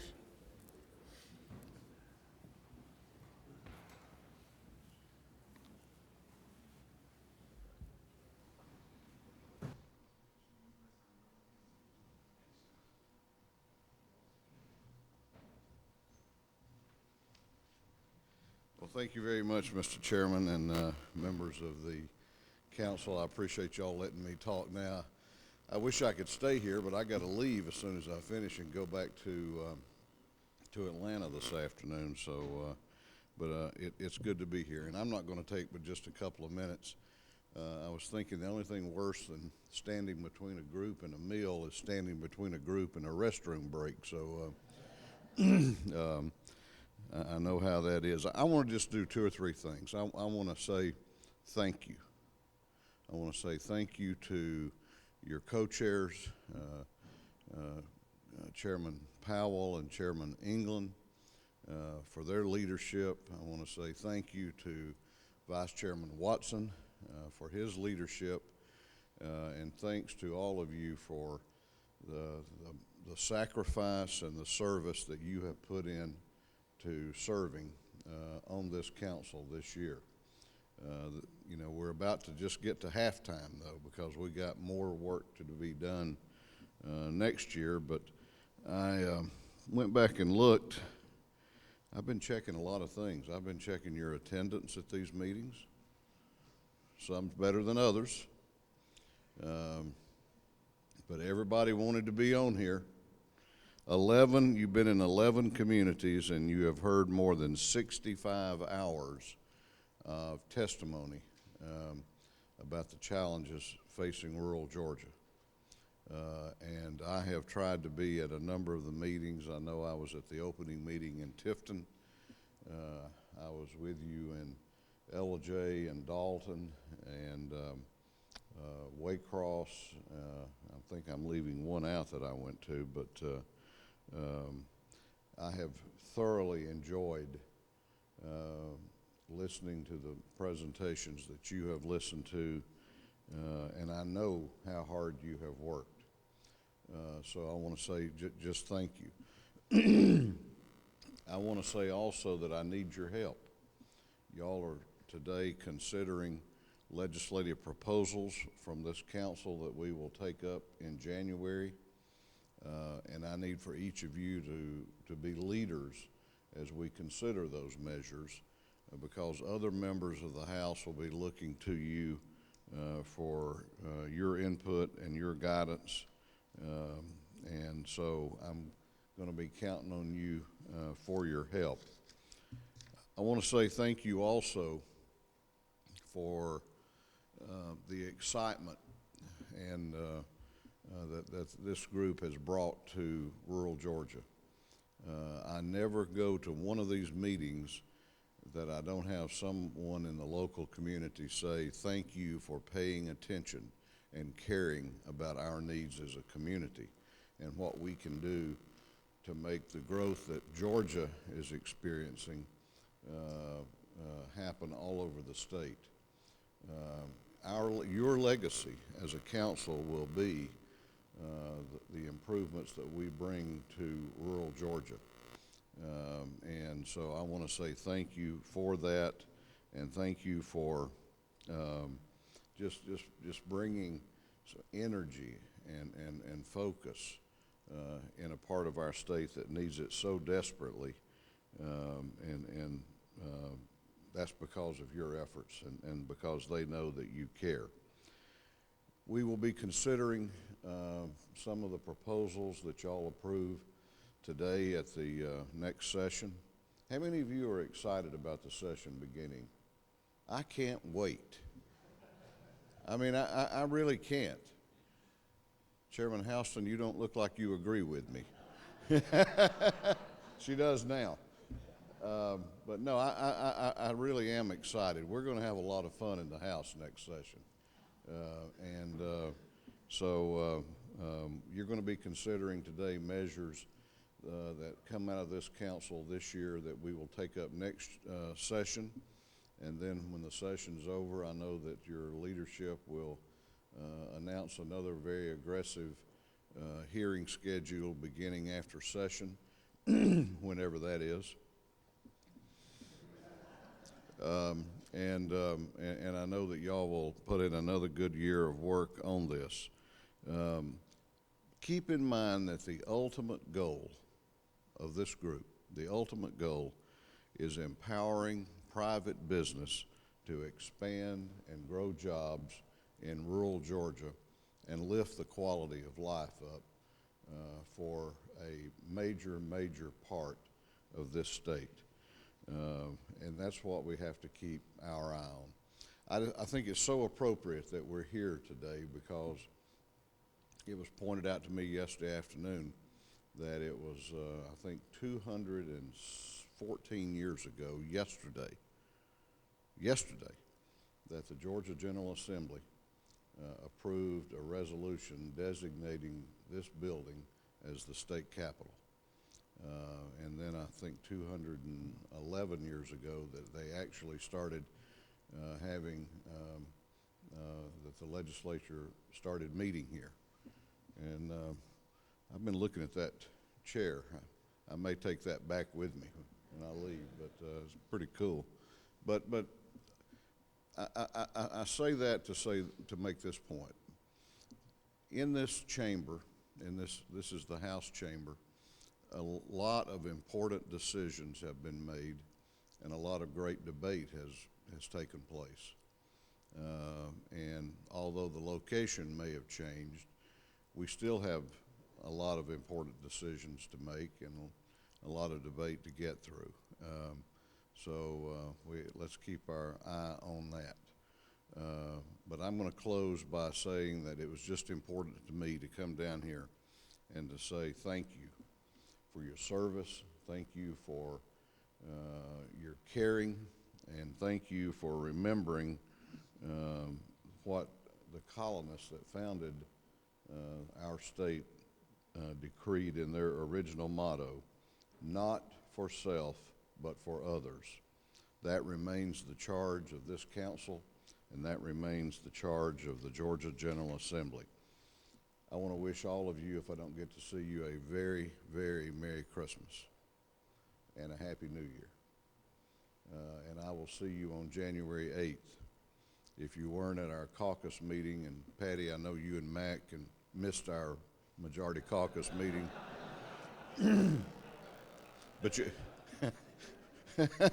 but y'all had excused absences. We will be in session on the 8th. I am hoping and praying that we will not be in session on the 9th, because I plan to spend the 9th celebrating the national championship of the Georgia Bulldog football team. Merry Christmas to all of you.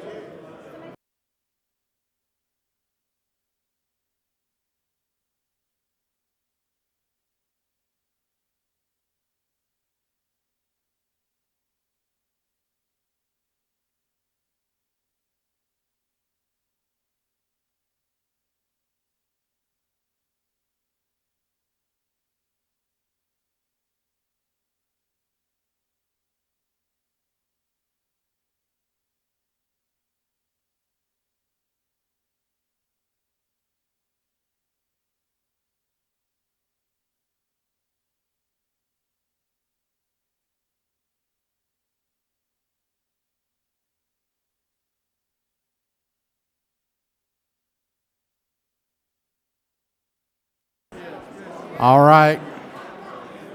Everybody sit down.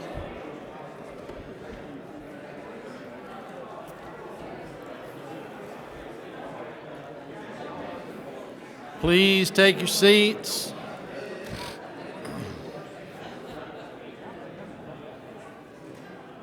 Please take your seats. And as we start, Chair Lady Cooper has an announcement I'm sure that the women in the room would like to hear. Ladies check, and if you had a $5 bill, folded up in a shoe or somewhere, and it's found in the ladies' bathroom. So I found a very neatly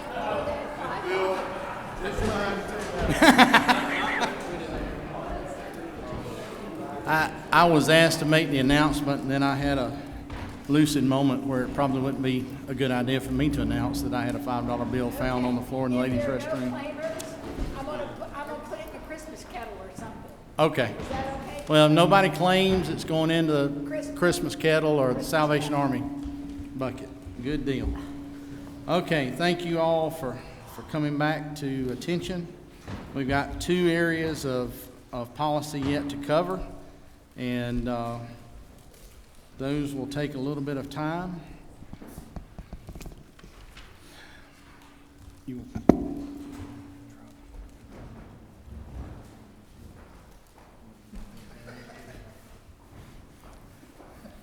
Well, I was going to try to change off with my co-chair, allow him to cover education, and I would take care of health care, but he says he doesn't know anything about either one, so we'll just leave it at that. All right, I do have one correction for y'all to make note of. Under general workforce, under the first bullet point, that is actually 124 counties, just a typo, so it's 124 counties, and that will be corrected in the final copy or whatever. And what we will do at the end of this morning, or whenever we finish, what we will do is we'll hand around the cover sheet, and each of us will sign beside our names on the cover sheet as the official recommendation of the committee. So moving on to education. As we've traveled, we've heard a lot of interesting comment. We've heard a lot of interesting things that communities and education entities are doing around the state, and several of them have brought to us numerous ideas. And in trying to figure out the things that can easily be done on a statewide model, we bring before you about 5 recommendations. First of which being provide additional grant funding for rural and lowest socioeconomic counties for birth to 5-year-old or 5th grade literacy and numeracy education and training. We talked a good deal about that in Albany. The Smarter of the Bearden brothers, if y'all remember, brought some of this to us.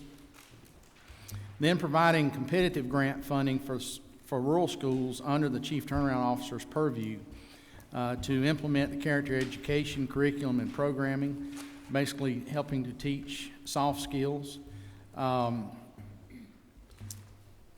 Teachers are more satisfied because when they have programs like this in place, teachers are more satisfied or happier to teach in those areas. While they may not be making as much as an urban counterpart, but the students may be better behaved after they've gone through some of these life skill training exercises, because it helps them better manage the classroom.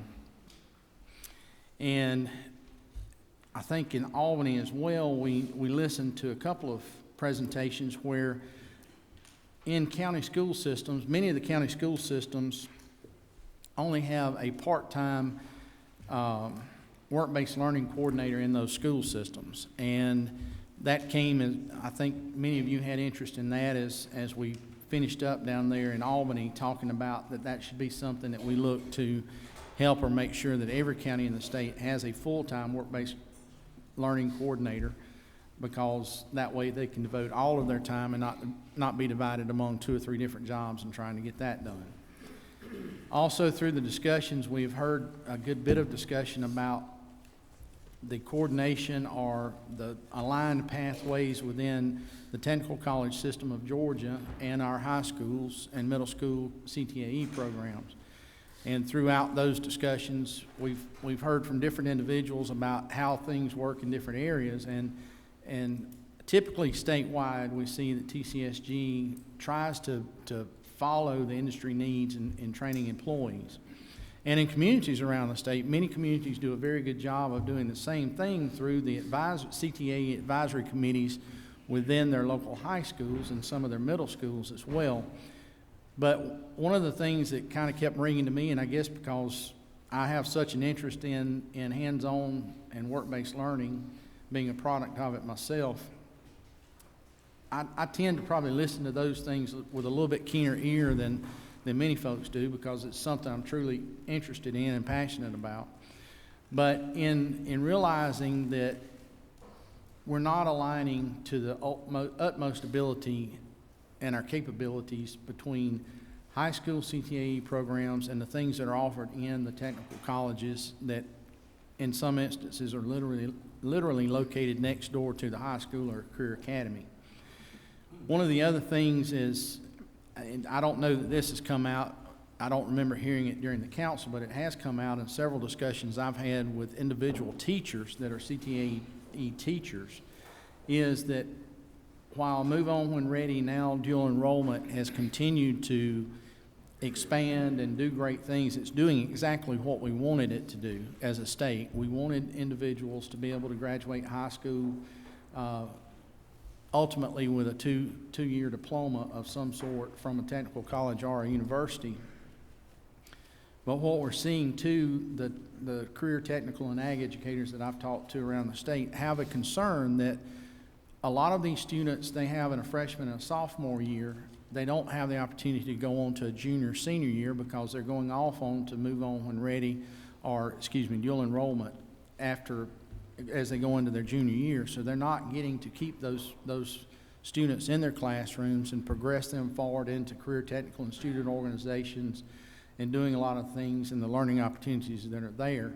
So the idea of the shift of CTAE from DOE over to TCSG would be that those teachers are going to remain there in the high schools doing what they've done, but the programmatic alignment would be one in which they would remain the teacher of those individuals ultimately going into their junior and senior years, so that those individuals have the opportunity to participate in programs and activities with the CTSOs. And then a couple of different times on the last bullet point dealing with the Board of Regents, we heard a couple of testimonies from different folks about the lack of professional degrees below Macon, whether it be doctors, lawyers, which I think we got enough of as it is now. Oh, excuse me. Doctors, lawyers, CPAs, what we consider the traditional professional degrees, the doctoral level and some of the master level degrees that are out there, there are not a whole lot of offerings within the Board of Regents system. And the Board of Regents has been very good to us on providing some information. They've already started with an initial assessment to see what is available at institutions south of Macon, and are coming back. And what we're just saying is we're recommending that they do a market study for demand of master's and doctoral level degrees, professional degrees that are needed in South Georgia. And as Jay has mentioned on a couple of occasions, a lot of kids down his way wind up going to Gainesville or wherever, Florida, to get some of these degrees instead of going north to Athens, Atlanta, or wherever else. And so we want to keep our best and brightest in our state. We want our best and brightest to be in our state institutions. And we feel like that if there is a identified need, that we want to work with the regents to make sure that that need is addressed and taken care of. So that's the 5 bullet points. Questions? Sharon. Thank you, Mr. Chairman. This is regarding your last point. We already know that there is a desperate need for nurse midwives in rural areas, both south and north. I would like to ask that we go more than doing this assessment, that maybe we suggest the Board of Regents come up with a proposal for another school of midwifery. There's only one in the state, and that's Emory. And we have pregnant ladies all over the state that are not seeing a physician or a nurse midwife until they're in the 25th, the 30th week of pregnancy. And we have a very high infant mortality and maternal mortality rate in the state, and we're desperate, and it needs to move faster. So if there's any way to structure this, and also, Mr. Chairman, that the regions look at a different kind of program. So many of the nurses that work in rural hospitals help support their families, and they really couldn't take off and go to a nurse midwifery program for 18 months. But if we could come up with a program like they do for business, and a model where it's a weekend model and you go for so long, then, you know, a lot of the hospitals have gone to 12-hour days, you work 4 days a week. They might be able to attend, and I would, you know, we are paying for welders in this state to go to technical colleges. We are desperate for this type of healthcare work. Maybe we could have some kind of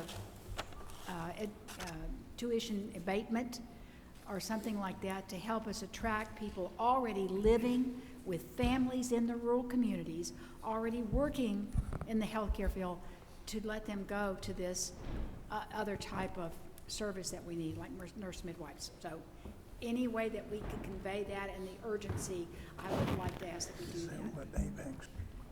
So, no, it's too high. No. Well, and the first part of that has to be identifying the market and the need, and so that becomes the first part. And in my discussions with the chancellor so far, they're planning on being very aggressive on looking at this, okay, and then identifying what needs to be done. Not let it drag out. Right. Correct. Thank you. Eddie. In regard to the transfer of the CTAE to the technical college system, have you had conversations with the folks at CTAE, and what has been their feedback? What's the situation with that? I have had very limited conversations over the past 3 or 4 years on the issue. Nothing very current, but again, we have been looking at what we've been hearing throughout the state this year, and so therefore that's where that's coming from. And understand that all of the things that we're recommending here, we realize that while there may be 25 of us sign off on it today, there are 236 that ultimately have to vote to approve. And so on any measure that we consider here, there may be changes that have to be made in order to get them to the point of agreeing with us, or we may not get to a point of agreement. Penny. Along that same lines, I don't know how this got out of my phone. About the Korean technical schools, we got a call on the way up here about this. I got a text last night about 10 o'clock. And I was thinking, doesn't our technical and career program rate real high in the nation? I don't know what our rating is. Matthew Gamble is setting. I don't know what our overall rating is nationwide. I don't know how you would really measure it. But didn't somebody talk about it in Dalton? Didn't I hear this in Dalton? We presented in Dalton. Right. We have very good CTA programs and so forth that are recognized nationally, and we've led in that space since the Smith Hughes Act was initiated in 1999. Okay. I just remembered in Dalton somebody talked and everything, and I really, and my superintendent called me this morning. I was just asking. And I'll be glad to relay to him the again, it goes back, the speaker reiterated it there a few minutes ago. What we want to do is make sure that the things we are doing as a state align with what the folks that are creating the jobs in the state are needing. And that's, the pathway is to try to make that happen, or to do all we can. I mean, you can't force some things, but you can do the best you can do toward. I will relate that to my superintendent. Okay. Brooks. I want to commend you. I think all these ideas are great and right on line with where we're trying to move. I just like to comment on what Sharon said earlier about the Board of Regents. When I walked in today, I'd like to add that one of the college professors said to me that one of the problems they have is creating programs, but also with teacher training and teacher recruitment. that down here, that we need to work with the PSC and try to look at this, the people who've already had careers and want to come into teaching, make it a little easier and for them to get in there.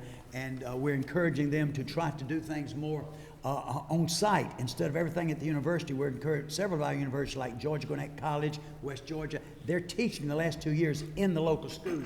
And the systems have contracts with them to hire all these teachers. So we need to encourage the Board of Regents to encourage all these universities to look at that. So I'd like to, not only the degrees, but for teacher training, because it starts with those lower grades too. And if I could, Mr. Chairman, I'd like to make, I love what you said, the number one, that's critical. We've got to do is, we've traveled this state over, again with education, we've got to do all we can with birth till they start to school to see that they're reading to them and other things we can do. So I encourage us to put that one.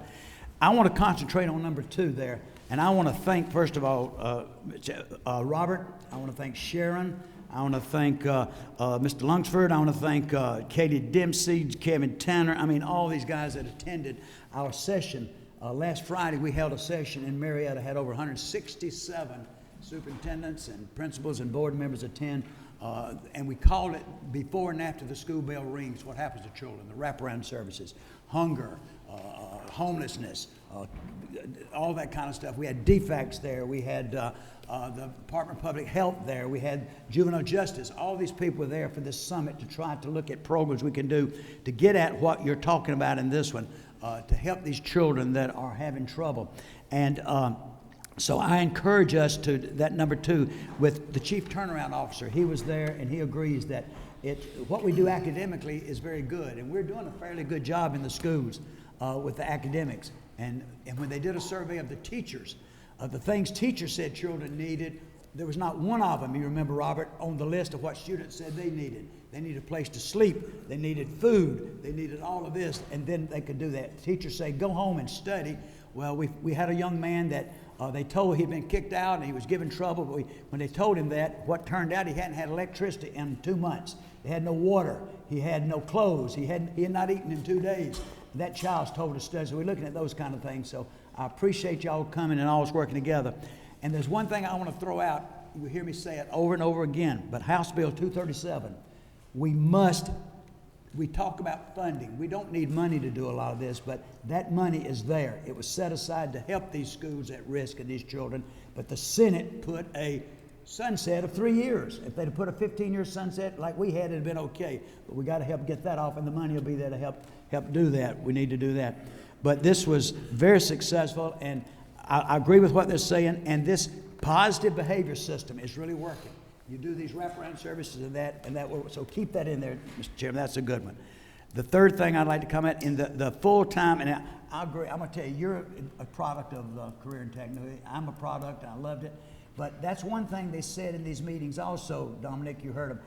These people were more important to these children, helping them get involved in projects, FFA, 4-H, and they need to, so this, I think the part-time and the full-time and expanding this, I want to say, please, when we started the technical colleges, I want to say something to y'all. We started as technical schools. They would help kids to be mechanics, to be welders, to do all this stuff. Then we let them become colleges. Now they're more concerned with degrees. I talked with a group the other day. We had some citizens just wanted to learn to weld. They said, we can't do it. We don't have room for it. You got to sign up for a degree.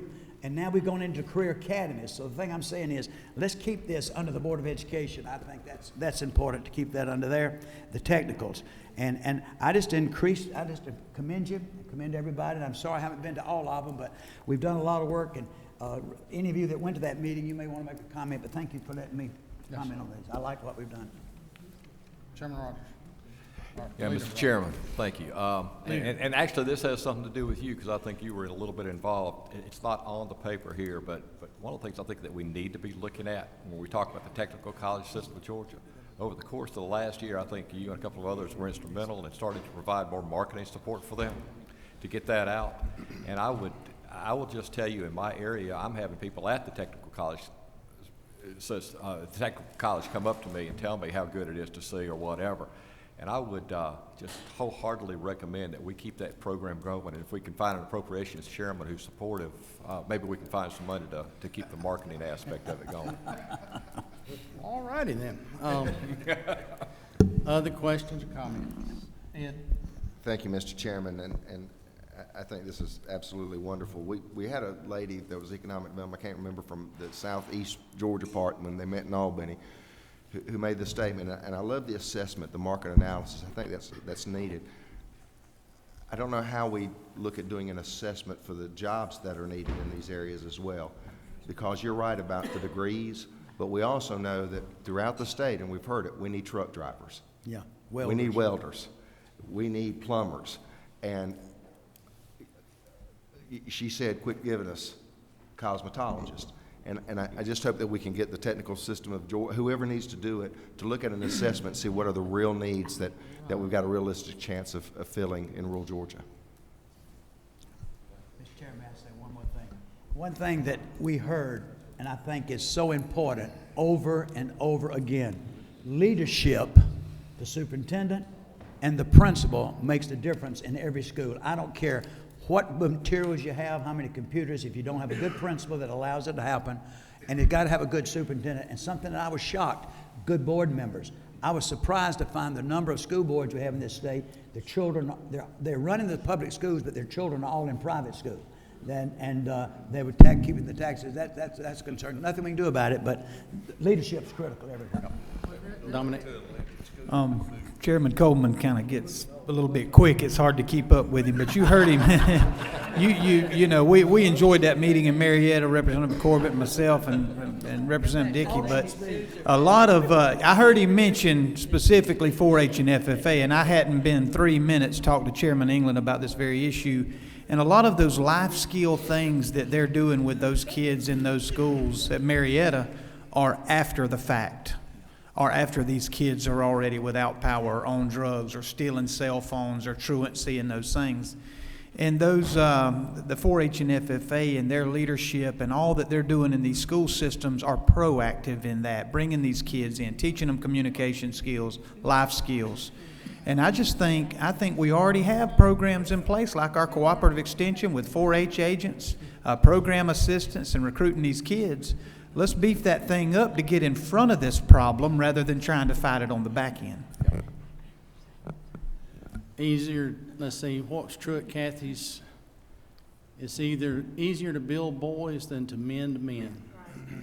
And that's one of the most powerful lines I've ever heard. Okay, any other questions?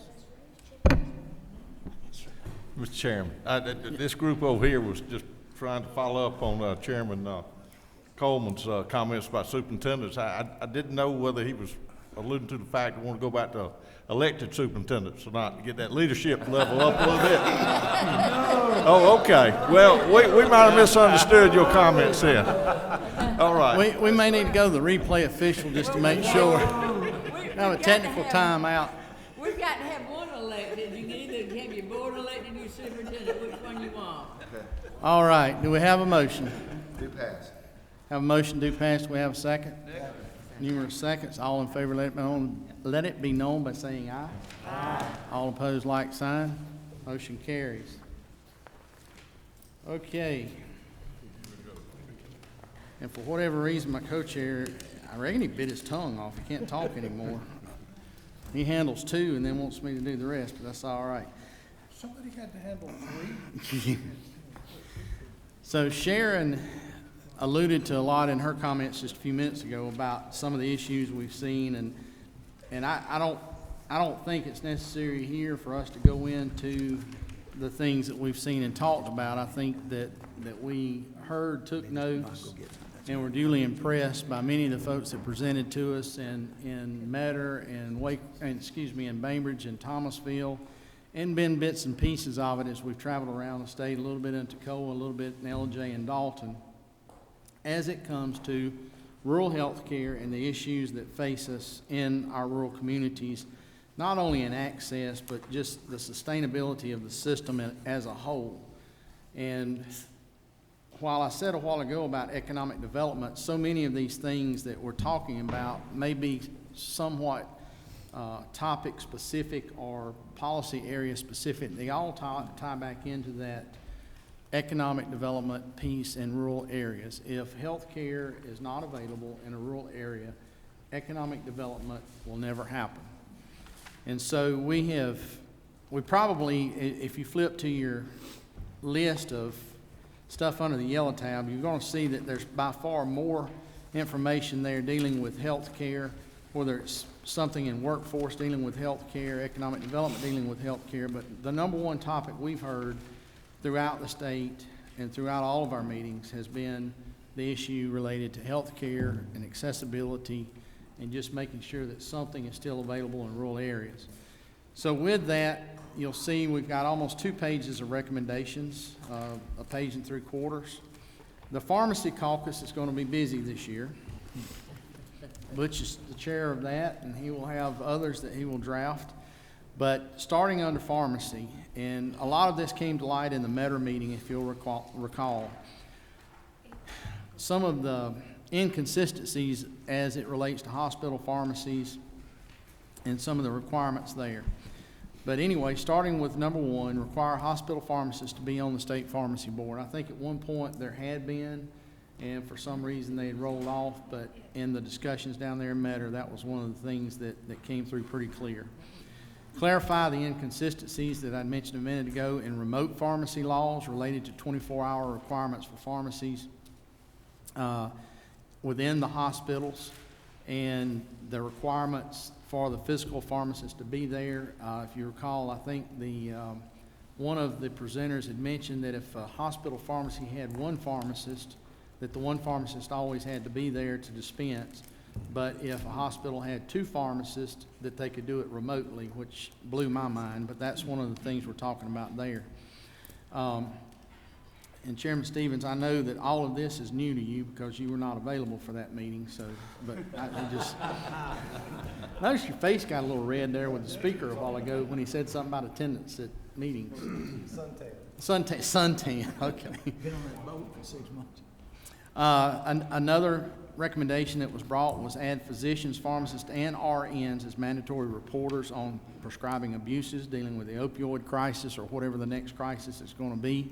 Because as we've seen during my time in the House, we've gone through 3 different drug categories that have been an epidemic of some sort. And until we get a full handle on treating the addiction, we're still going to have another issue. But encourage, the next thing, encourage live bid and real-time auditing of pharmacy benefit manager model. We're looking at a couple of different models. I think Texas has one they've recently adopted, as well as New Jersey.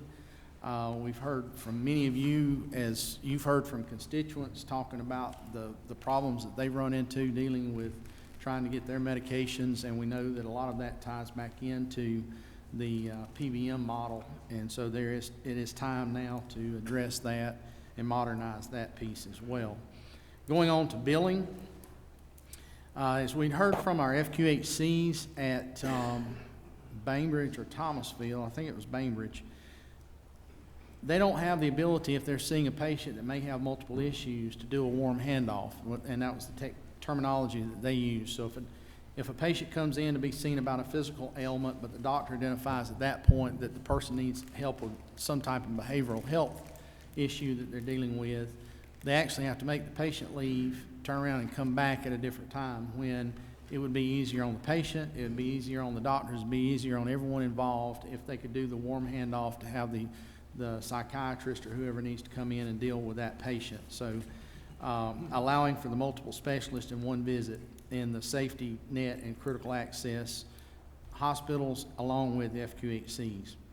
Allow billing during provider credentialing period. Another issue that we heard where many providers were taking 90 to 120 to 180 days a lot of times to get credentialed to be able to bill insurance. But speeding that process up, and have talked to a couple of the major insurance companies, and they're willing to have a good, serious, in-depth conversation on that, but make it retroactive to 45 days, trying to make sure that we speed that up as well. Allow for billing for IT-delivered treatment options, and allow payments to be given to the presenter and to the specialist. So telemedicine is kind of where this comes in. Telehealth is where this comes in, on making sure that the individuals on both ends of the computer link, or on both ends of the wire, get paid for the consultation and for the one that's presenting a patient there. Then create a consolidated uniform billing platform and require all participants in state-funded and administered healthcare programs to utilize that program, that consolidated billing platform, and also put in place a program to curtail the denial and overturn rates. Some of you have probably heard where hospitals get pre-authorization to do a certain procedure from an insurance company. Hospital delivers the service only to be told 45 days later that they've re-reviewed the case and they're not going to take and pay for what that actual service was that they initially told that you could do. I think Jimmy Lewis had presented in Bainbridge as well about just for the CMOs handling Medicaid, there are 42 different payer platforms there that hospitals have to deal with. Trying to eliminate all of that extra back office employee expense that's back there in a hospital that's not treating a patient, trying to narrow that focus down to something that's easier to manage for the hospitals, allowing for more investment to be made in people actually curing folks and helping folks. Moving on, health workforce, requiring the state and insurer credentialing for behavioral physicians and dentists to be done within 45 days to participate in the state-funded program. Ties back into the one I mentioned above. Provide premium relief to rural practitioners. As Dr. Jean Sumner had addressed us in Metter, she had made mention that certain docs practicing in places around the state have a lower liability for seeing patients than the actual doctors that have a freestanding office when they're seeing and having to be the specialist, generalist specialist, which I know is a confusing term, but it means that they're the only doctor in town, so they have to specialize in everything and anything they see. However, they still have to wind up paying the same malpractice insurance fees that a doctor in Atlanta that can refer to a specialist very easily. Those docs are having to be the specialist. And we all know that those of us that live in rural areas know our docs, and we trust our docs. And we know a lot of times that if they don't get it right on the first time, they're going to get it right on the second time. And I'm not going to go to them and drag them off to court, number one, because they may be the only doc in town, number two, because they're my friend. So in a lot of ways, that liability is already reduced. But we need to take and make sure that these single practice physicians and other physicians, maybe 2 or 3 together or whatever, practicing in a rural area, that are board certified, complete a minimum 100 hours of continuing medical education, employ a PA, and have Saturday morning hours and accept Medicaid, Medicare, would then qualify for a program of reduced premiums on their liability. Chair Lady Cooper is a little bit tied in knots on the next one, but I have assured her that we're going to talk in depth before anything is done there. But again, we've heard from numerous individuals talking about the need for docs and the lack of docs in a lot of areas. But if scope was expanded in certain areas for PAs and others, that a lot of that pain would be eased in our physician shortage around the state and allow better levels of care for a lot of folks. So that's what that one refers to. Courtney, how do you say Courtney's last name? I can't even say it. Terwilliger, sharpest EMS guy I know in the state, as we'd met in Metter as well, had mentioned that EMS training that used to be a statewide program that was dispersed across the state is no longer available. I think as we went into the budget reductions back in 2008 and 2009, there were many programs that we had to take and do away with. Some of those kind of dropped through the cracks, and we've just not thought about or not realized that they never got replaced. And so we're recommending, based on his testimony and a couple of others, that we reinstate that training statewide. Last year, House Bill 301, Jody Lott had brought the tax credit program for physicians, preceptors, and instructors that are scattered across the state that allows them a tax credit because they use a lot of their personal time, private time, to be mentors and teachers to folks that are trying to get their education in the medical arena. And I think that bill is sitting in the Senate currently, and there may be a few changes that that need to be tweaked on it, but it does, that's one of the things that we feel strongly about moving forward.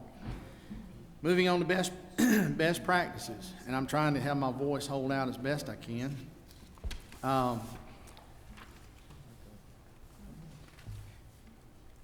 So we talked earlier about a rural center for innovation and excellence, or prosperity, or whatever we're going to call it.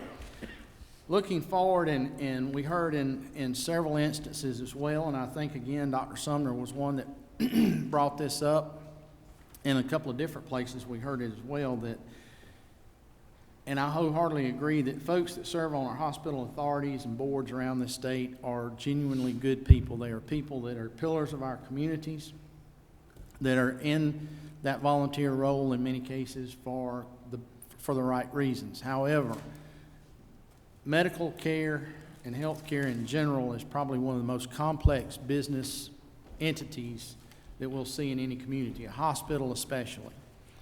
And understanding all the moving pieces and understanding liability, understanding fiduciary responsibility, and understanding just the general operation of hospitals is vitally needed in many communities around the state. You know, you talk to bankers and lawyers and others that serve on these boards. Again, they wind up being some of the busiest people in the community, and they wind up being some of the smartest people in these communities. But at the same time, they truly do not have a full and complete grasp of what's going on at hospital and what's going on in medical care. I'm trying to copy Brooks. I'm trying to talk as fast as he does. But they really have no complete comprehension of the issues that are facing our rural hospitals today. And so creation of a center of healthcare innovation and sustainability, working with one of our institutions of higher education around the state to establish that, to include mandatory training for hospital authority board members and other hospital board members, some mandatory training for hospital CEOs. We see in a lot of cases CEOs come in from an outside industry, which a lot of times brings new thinking and innovative ideas, but at the same time making sure they fully understand the responsibility they have laid before them as well. But looking at those that are involved in state-funded programs, whether it be through the tax credit program or whether it be that they're participating in Medicaid or SHBP in general, and requiring that training of those individuals. So that's one of the recommendations under best practices. Another issue we heard on numerous occasions from several of the hospitals were asking for the ability to access information. If they had the ability to access information dealing with the health of their communities and better understanding what the needs are within their communities, instead of having to be reactive, they would then be able to change their posture to being proactive, to go out and address needs that they're seeing in their communities, developing trends, and first one thing and another that way. So the recommendation is that DCH, along with the Department of Public Health and the Department of Behavioral Health and Developmental Disabilities, coordinate with a centralized healthcare data informatics system that those hospitals would have the opportunity to look at as it relates to their communities. Now granted, some of that is going to be purely data dealt with Medicaid, Medicare, and SHBP. And from a meeting earlier this week, I know there's another higher ed institution in the state looking at gathering all information and putting it into an information system like that as well. So that's why I'm saying I'm not necessarily being specific on where that would be located, because I know there are 2 or 3 entities that are looking at different things there, so I want us to have that flexibility. Next item, requiring nursing homes to have the ability to do telehealth. In today's climate, with the exception of inaccessibility to broadband, there is no reason that a nursing home in our state should not have the access to telemedicine. Many of our nursing homes, especially in the urban areas, have on-staff physicians, and that's fine. We don't expect them maybe to have telehealth, but in many areas of the rural part of the state, so many things would be so much easier for the patients, for the staff at the nursing home, and the staffs at hospitals if there was telemedicine available there in those nursing homes. So that's one of the recommendations as well. As we wrapped up in Warm Springs week before last, we heard from Grady, Matt Hicks, and his team that he's been working with on the program to be able to cover more people basically with the same amount of money that they're using today. And it deals with a lot of managed care, and it more helps them morph, and the idea would be a pilot program to help some of our smaller hospitals morph to the value-based services away from the current fee-for-service model that we're seeing now. As we go forward and we're looking and hearing what's going on the federal level, we realize that a lot of attention is being given to looking at doing block grants going forward. A lot of our hospitals are not prepared to operate under the block grant model, which forces you to go to a value-based program for delivery. And so they're just saying that we would work with DCH to develop the 1115 waiver that's necessary to make that go forward. Then, the last item, the last couple of items. Certificate of need. One of those things that I know that some people are probably sweating very profusely right now about, and I might be one of those. But when we look at what is going on in our state today, there are some very simple things that can be done to improve access to health care in rural Georgia. The booger bear that we all know that comes into the room when we talk about some of these ideas and some of these programs that we were wanting to do, due to the way that CON is currently written, there are a lot of things that prohibit some forward-thinking things and ideas from happening. So moving forward with the recommendations here, the micro hospital that we had heard about when we were in LJ, what Piedmont had done when they came up there to that hospital that had closed, some of the difficulties that they faced as they were trying to make sure that community maintained some type of emergency care and some type of short-stay hospital, are things that we really shouldn't have to be dealing with, that hospitals that are wanting to take care of people shouldn't have to be dealing with. And so in that discussion, as we've tried to narrow it down to the things that are needed to allow for the micro hospital model, or as we started talking about 4 years ago, on the hub and spoke model of having a main tertiary hospital with a smaller hospital feeding into it. Dealing with that, define a limited bed 24/7 or extended hour stabilizing micro hospital in the state.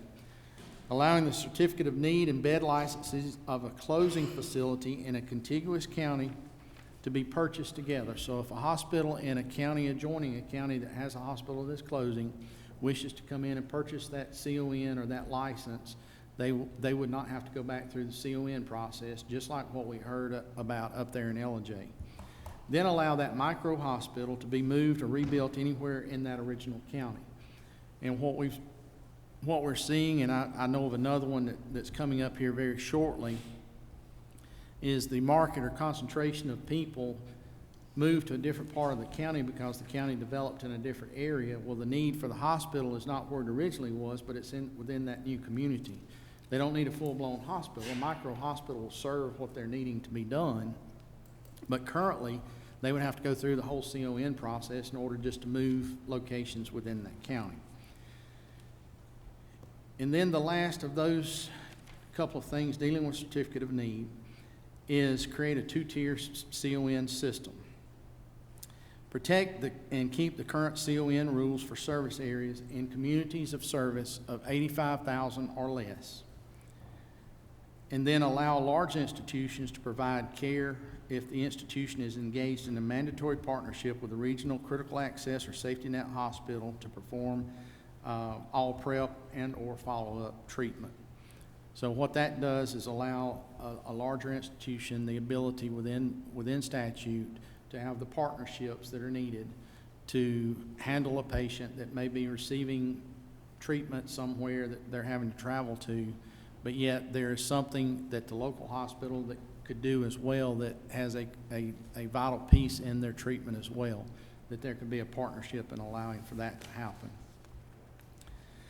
Now I'm going to take a breath and see what y'all have to say, and I will try to answer questions. Now Jay wants to talk. have a question. Oh. No, I don't want to talk. I want to ask you a question. Under the pharmacy, I thought the original discussion was eliminating the PBMs, and now we're talking about doing something different. Could you explain what I missed?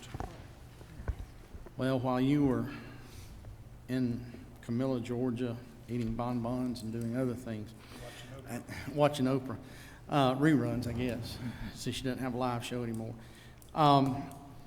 As we began to look at the total elimination of PBMs, it became pretty obvious quickly that the states that had attempted to do that, for whatever reason, were not able to. But the changes that they did make on going to the live bid and real-time auditing allowed for much better oversight of those, and also at the same time then allowed local pharmacies the ability to participate in that process as well. So in looking at the Texas model, and I think again it was New Jersey, and probably New Jersey's model is by far the best, it wound up that it looked like those would apply and work much better for us here in Georgia than the total elimination of those. And my second question is when you're talking about CON, and we're talking about protect and keep CON rules for service areas under 85,000, does that then by implication mean that we're eliminating CON in communities above 85,000? Correct. Yes. Ron? As I was doing my worldwide tour around the country, and I had you guys on my mind, I might add. Yeah, whatever. Back to the PBM thing, we might want to consider at some point adding the words "with transparency" at the end of that line. I think that would solve a whole lot of our issues with PBMs, is just putting transparency. Well, I think that's what the real-time auditing is referring to, is that instant transparency to be able to see what's actually going on. Okay. And if you want us to clarify, we can certainly clarify. To make it real clear, the word transparency would be encourage a transparent live bid. Okay.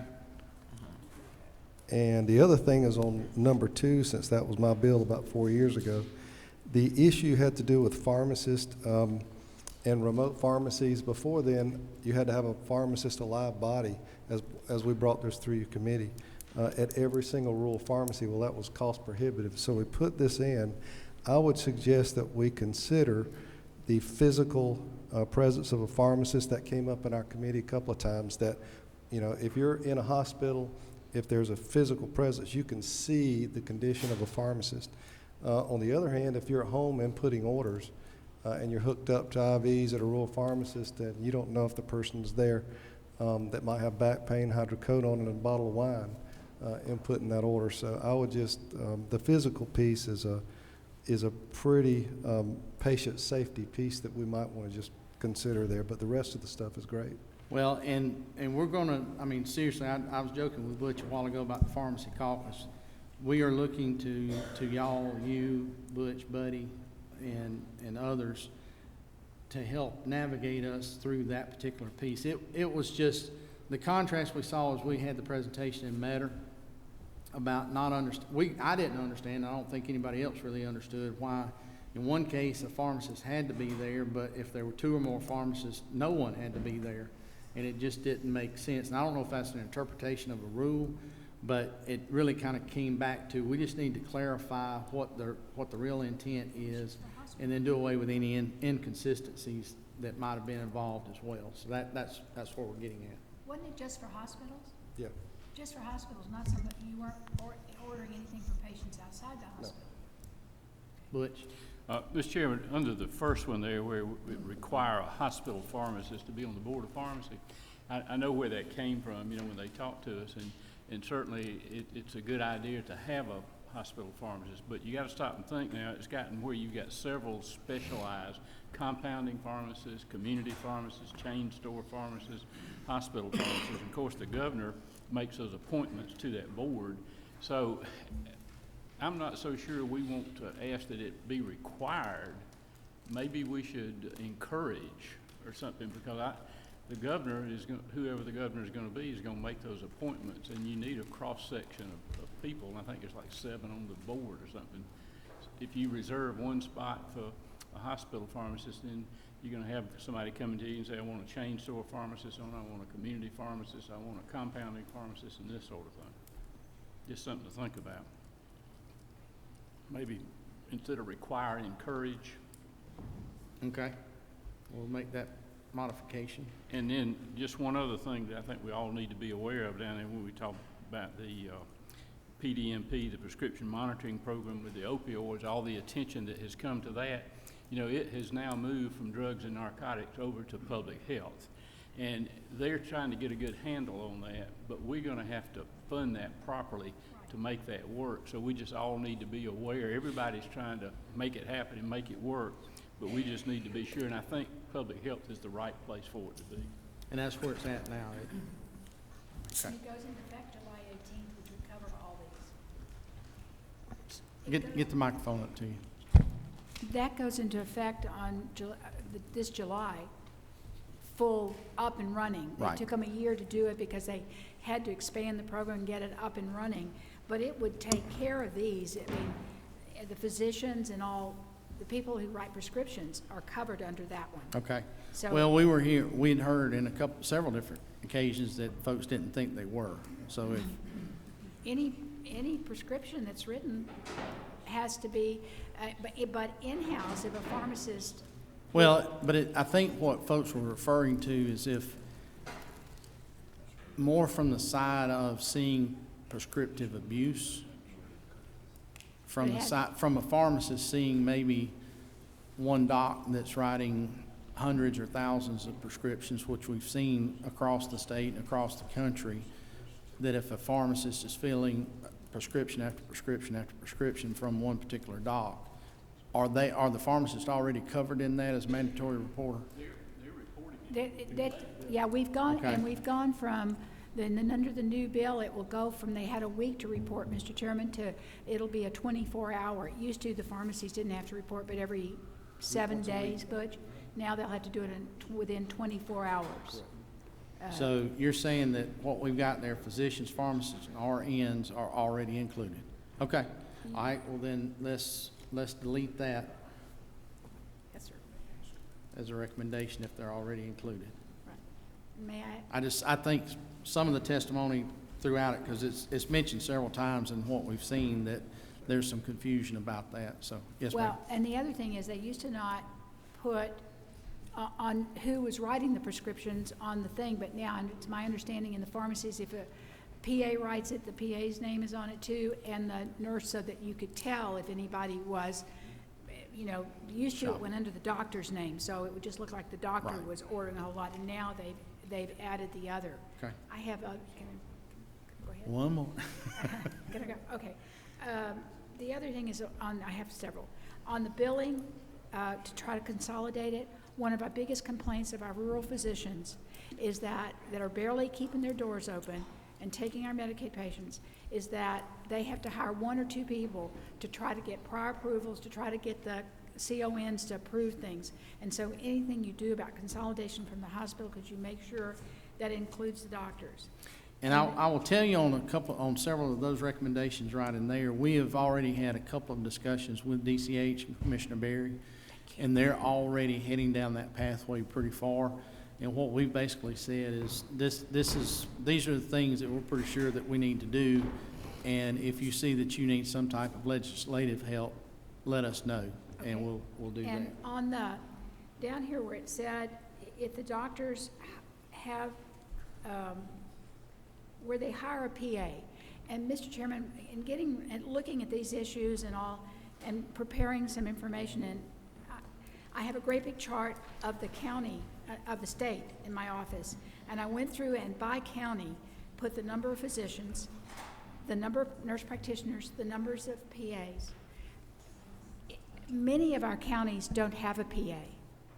So if you're going to require that they have to hire a PA for Saturday mornings, that would eliminate a lot of the rural doctors, because No, hold on, that's just talking about on limiting liability. And basically, we're mirroring the current limited liability or reduced liability that FQHC has within this. But what if, the only thing that they would qualify for it, Mr. Chairman, but the one thing that would be missing is they don't have a PA, but it's not because they wouldn't like to have one, it's because many of our counties don't have but one PA, and they're probably already working. I mean, I can show it to you from our workforce, and they don't have nurse practitioners, and so they wouldn't be able to hire a PA. So that would disqualify them from, even though they're the rural physician working under all those other conditions, it would disqualify them.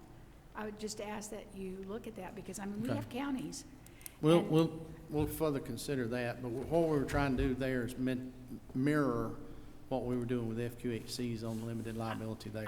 If you'll just look at it. The other thing is, when I was doing this, I had heard that, you know, maybe for rural counties who were going to expand it to 50,000 to be considered rural. And 2/3 of our state had 50,000 or less. So if you use 85,000, that's basically probably covers, no? No, what the thought this is the thought process there on going to 85,000. You don't want to cut it off just at basically the break-even point at 50. You want to give enough headroom so that the small rural hospitals, where if CON was opened up and say they had 53,000 individuals in the community or service area, and you open CON up, then the fact that one entity could come in and actually put that hospital then in jeopardy. You want to give enough headroom. You know, as far as the rural tax credit program, all of those things remain at 50. We're not recommending changing that threshold. Okay. What we're trying to do, though, is allow that headroom so that you're not instantly putting one of those hospitals in jeopardy that might be on the ragged edge. They might be making just a little bit of money, but you don't want to do something that then turns it south on them and then creates a whole nother issue. So you want to make sure that the community area of service is bigger than what that 50,000 number is. Okay, I've got one more thing, and I'm sorry to be how passionate I am about patient care. And before some of my colleagues get me, I'm not against, you know, the expansion of some of the things that we have and people that help the physicians. But I am concerned now, one of the things that the physicians are being pushed is the continuity of care. And it's very easy to fragment that. And when you're working in rural areas where a great number of the patients are elderly, fragmented care is what leads to death and hospitalizations and rehospitalizations. So as we look at it, the only thing I'm concerned about is that we make sure that education, not just what people tell us, but that education, you know, qualifies people to have expanded things, and that we make sure there's not this fragmented of care for some of our most needy citizens, our elderly citizens. So absolutely agree. Not negative. So thank you very much. And to that point, that kind of goes back to the 1115 waiver discussion about going to the value-based outcomes, which I don't necessarily like that terminology, value-based. What it should be is patient-centric or quality or whatever. Yes.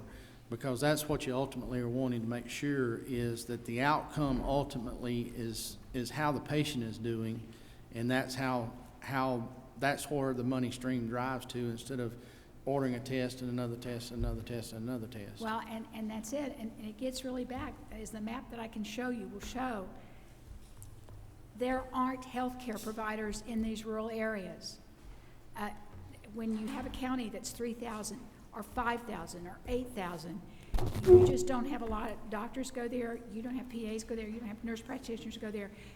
One of our problems, and that's why I'm so insistent about, can we push our university systems to help us maybe find some ways to incentivize people to get education and actually go into these rural counties to live. Flip back a few pages in the recommendations dealing with general workforce. Yes, sir. And that's the intention of.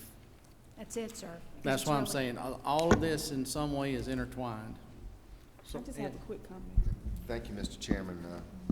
Since I get that short straw called CON in government affairs from time to time, I just want to ask a question or two. The defined unlimited 24/7 extended hour, are we saying, and on the micro hospital, are we saying that those types of hospitals will apply? Because I'm assuming those are going to go into rural areas. would they be applying for a CON? No, what we're saying there is, it's kind of two-pronged. If we're unsuccessful in modifying CON, then it kind of falls back to this. Because if we need the micro, which you do because of distance Right. and access, then there's a part of me that goes, then we need to be careful about any potential barriers, unintended or not, that would prohibit that. And secondly, and I apologize for not knowing off the top of my head, allow the certificate of need of bed license of a closing in a contiguous county. It's easy for me to say. Why would we care who buys that? CON cares currently. And so, Because if you go back to the LJ example of the hospital there and LJ closing, Gilmer County, and you had the hospital in Jasper County, I mean, not Jasper County, Jasper, Georgia, came in and bought that facility, but it was just almost like they had to start from scratch to be able to reopen Right. that micro hospital and trying to do away with those hurdles, because Right. ultimately you want to make sure that there is some type of emergency care in that community and that there are no hurdles let me holding that process up. And I 18 get that months. model, that it's the contiguous that kind of bothers me. In a Randolph County situation, where you can make the argument that you're going to close, you're equal distance from a Columbus or an Albany, but you're 65 miles from either one. Do we have anything in this legislation that we're looking at that basically says you can buy that, we don't care, through some bid process?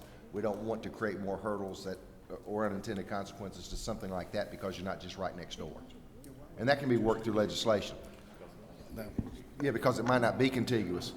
Right. It may, Or Fitzgerald. Yeah, it may We've not- seen those models too, and I just want to leave that open for the whole discussion. idea was, well, part of that idea is that by allowing for that micro hospital to exist would be that there would be tertiary care Right. within an acceptable distance. I You know, guess what so I'm in other asking words, is it doesn't take you an hour and a half to make the trip between. I don't think we need to open the door up to say, okay, you can have a micro hospital in an area that you don't have the opportunity to get that patient, if needed, to a tertiary care Right. center for a very much higher level of care. So you may not want to degrade the abilities of that hospital by allowing it to be a micro hospital if it's gonna take a stroke victim an hour and a half or an hour to get to the next tertiary care. So I think you have to be very mindful that those micro hospitals have very close access to whatever that tertiary care center that's gonna be their partner. So the That intent would of be- number That would two, be ideal, but the intent of in number your two. Randolph County situation, wouldn't you rather have a micro hospital that's 65 miles away than to have no hospital? No, that's my point. Well, But if it's not, my point, though, but it's not contiguous, is my, well, but again, it goes back to the point is, do we want to allow the micro hospital in an area that may need a higher level of treatment?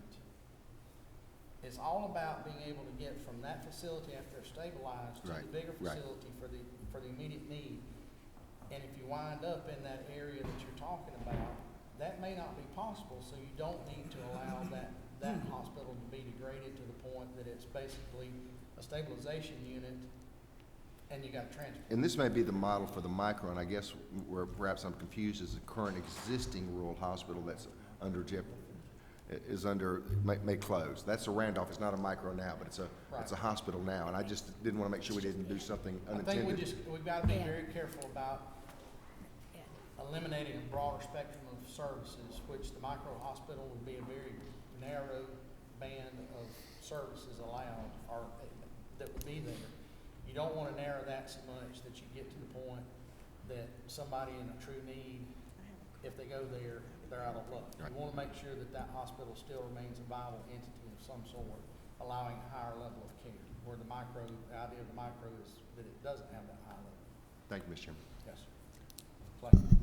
Thank you, Mr. Chair, and I do thank you for including within our recommendations it is so important that we look after our patients in rural Georgia, and the scope of practice, expanding that it really is vital. There are some counties on the chairlady's map that do not have a doctor. and might have a PA, and I want it to be more than just a one-off. Okay, so this. Presently in the state, if the primary care provider is a mid-level, is a nurse practitioner or a PA, they cannot write a prescription for diabetic shoes. And if they refer the patient to a podiatrist, an MD, the podiatrist still cannot write a prescription for diabetic shoes if the primary care provider is a nurse practitioner. And expanding the scope not only provides better outcomes. You know, the chart that R.B. Tucker, FQHC, had showed in the rule, you know, we're too fat, we have hypertension. I didn't say you are. I said we are in the rural parts. Hypertension, diabetes, and looking after those outcomes for the patients, I think is paramount. Expanding the scope of practice, I think is great. No, Mr. Chairman, I think we need to look at that, because I don't think that would be, they're not letting them do it. I think that might be a Medicaid or a Medicare payment. I think it might be not what's limited on their scope, but what will be paid for, but it's worth looking at. Okay, Patty? Thank you, Mr. Chairman. Just to add on to the comments that's already been made, I'd just like to reiterate the fact a lot of these communities depend solely on health departments for health care services, and a lot of the health districts still do not accept insurance. And when we talk about billing, that's a big concern for me, that all of these health departments are in a position to accept health insurance. So that's just my concern as we continue to move forward on this very important discussion. Thank you, Mr. Chairman.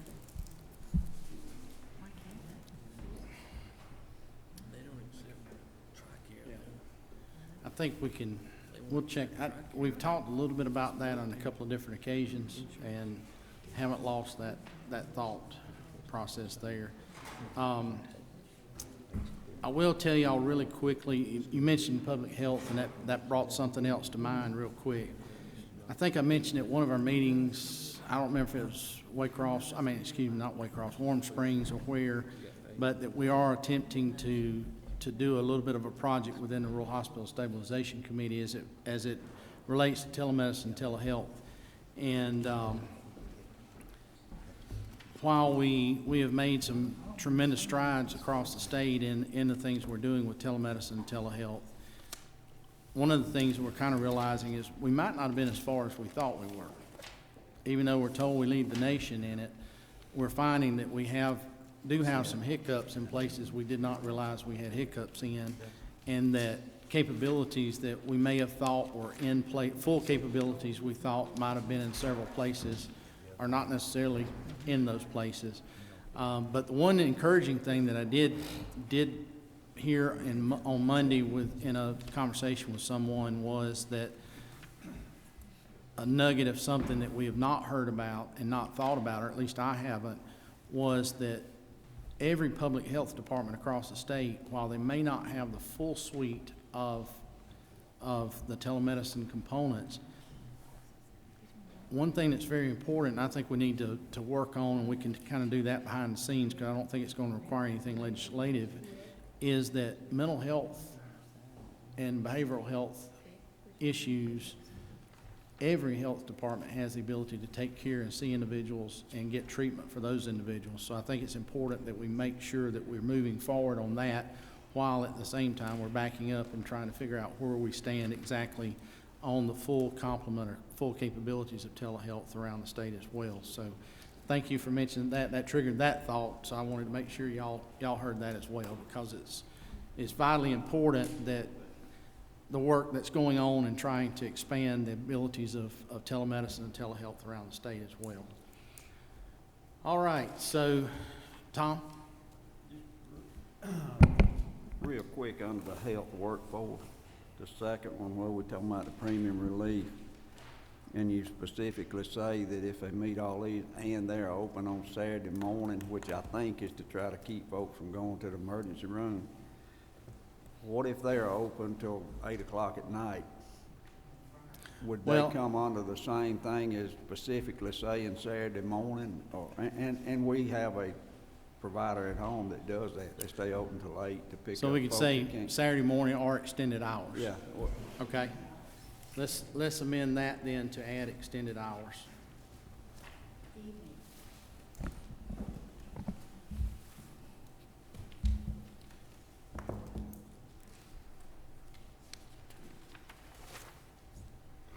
Because that is a good point. Okay, so what we've talked about in as far as adjustments to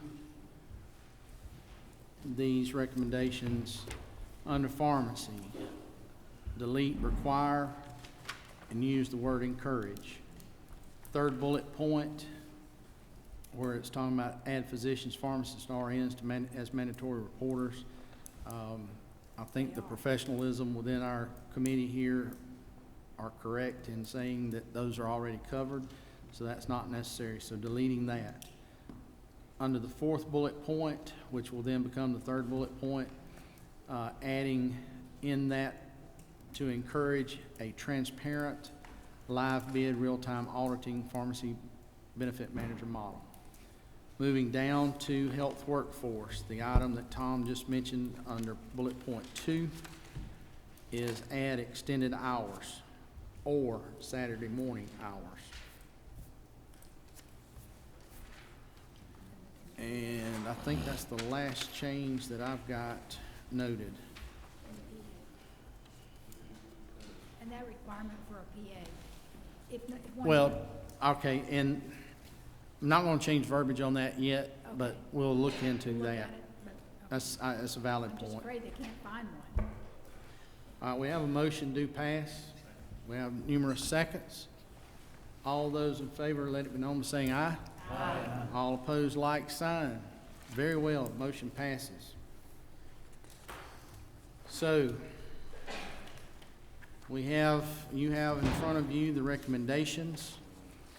And initially, we had thought about getting everyone to sign while we're here. I'm going to ask for a little bit different idea since we do have some changes to make, some minor modifications that we've talked about today, is once that myself, Co-Chairman Powell and Vice Chairman Watson have reviewed the changes and they match our notes and what we've heard today, that we be allowed to sign as 3 signatories on this as approving, and it's being submitted by this council.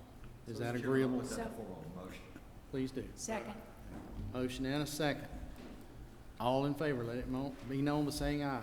Aye. All opposed, like sign. All right, everyone, have you gotten the roster? Has everybody signed the roster? Brooks is not, because he's never been to one, so he needs to.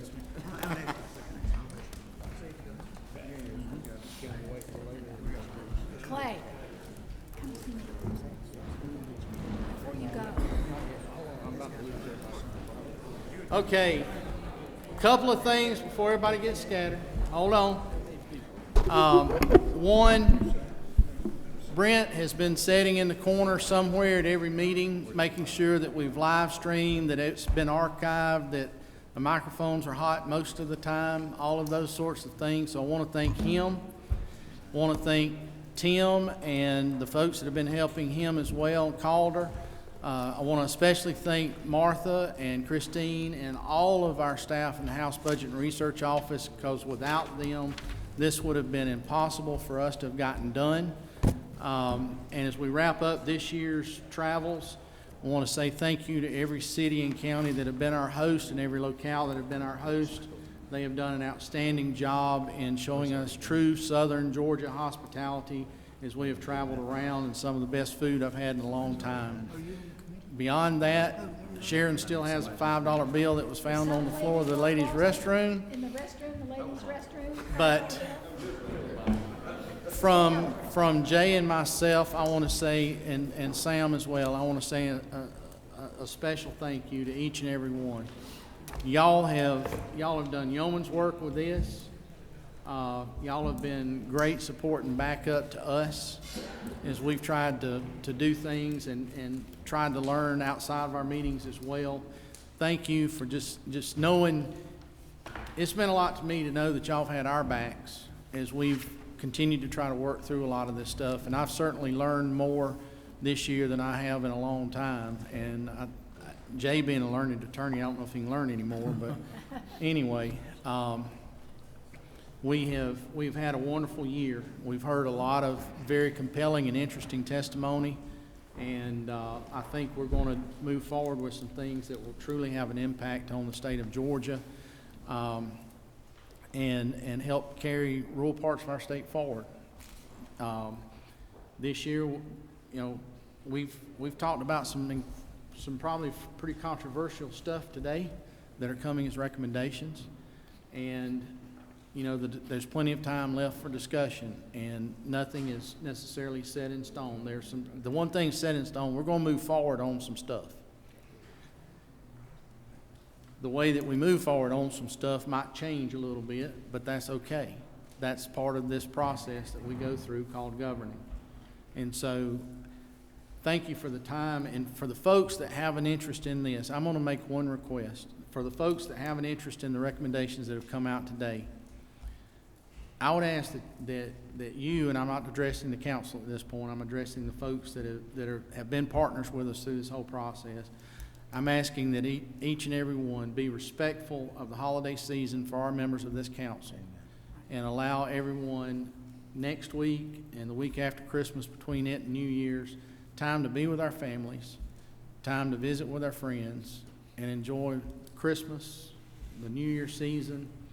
We'll have plenty of time to talk about this come the 1st of January. And I gave everybody a little bit of a pass to talk, we can talk some more this week. But in all seriousness, please allow the members of this council that have traveled thousands of miles, literally, in this state this year, trying to make this state better. Please respect their time and allow them to enjoy their time with family and friends and communities as we go home to celebrate the holiday season. If y'all will give us that for next week and the week after, then I promise you that every one of us will be willing to listen, engage, and discuss anything included in this going forward once we get into January. One last thing, and I think it bears mentioning here. We lost a true American hero this week in John Yates. Mr. Yates had served in the House with just, I think, everybody in this room. Served our country as a hero in World War II. He was the last serving World War II veteran in a General Assembly in the United States. A true statesman and a hoot, and just a lot of fun to be around and listen to stories. But as his children and grandchildren all grieve his passing, let's remember them as well. And of course, remember my buddy Jay. Because losing a parent ain't easy. It's a little bit tough. But I know Ms. Powell was proud of her son, and she lived a wonderful 98 years. And pray for Jay, and pray for his family, and pray for his dad, and as we go forward as well. Because that empty seat at the table at Christmas is tough. So, thank you. Merry Christmas to each and every one of you. God bless you. Wish you safe travels. Sharon, did you have something you want to say? No, you just need to stop it. Have us all crying. Y'all be careful.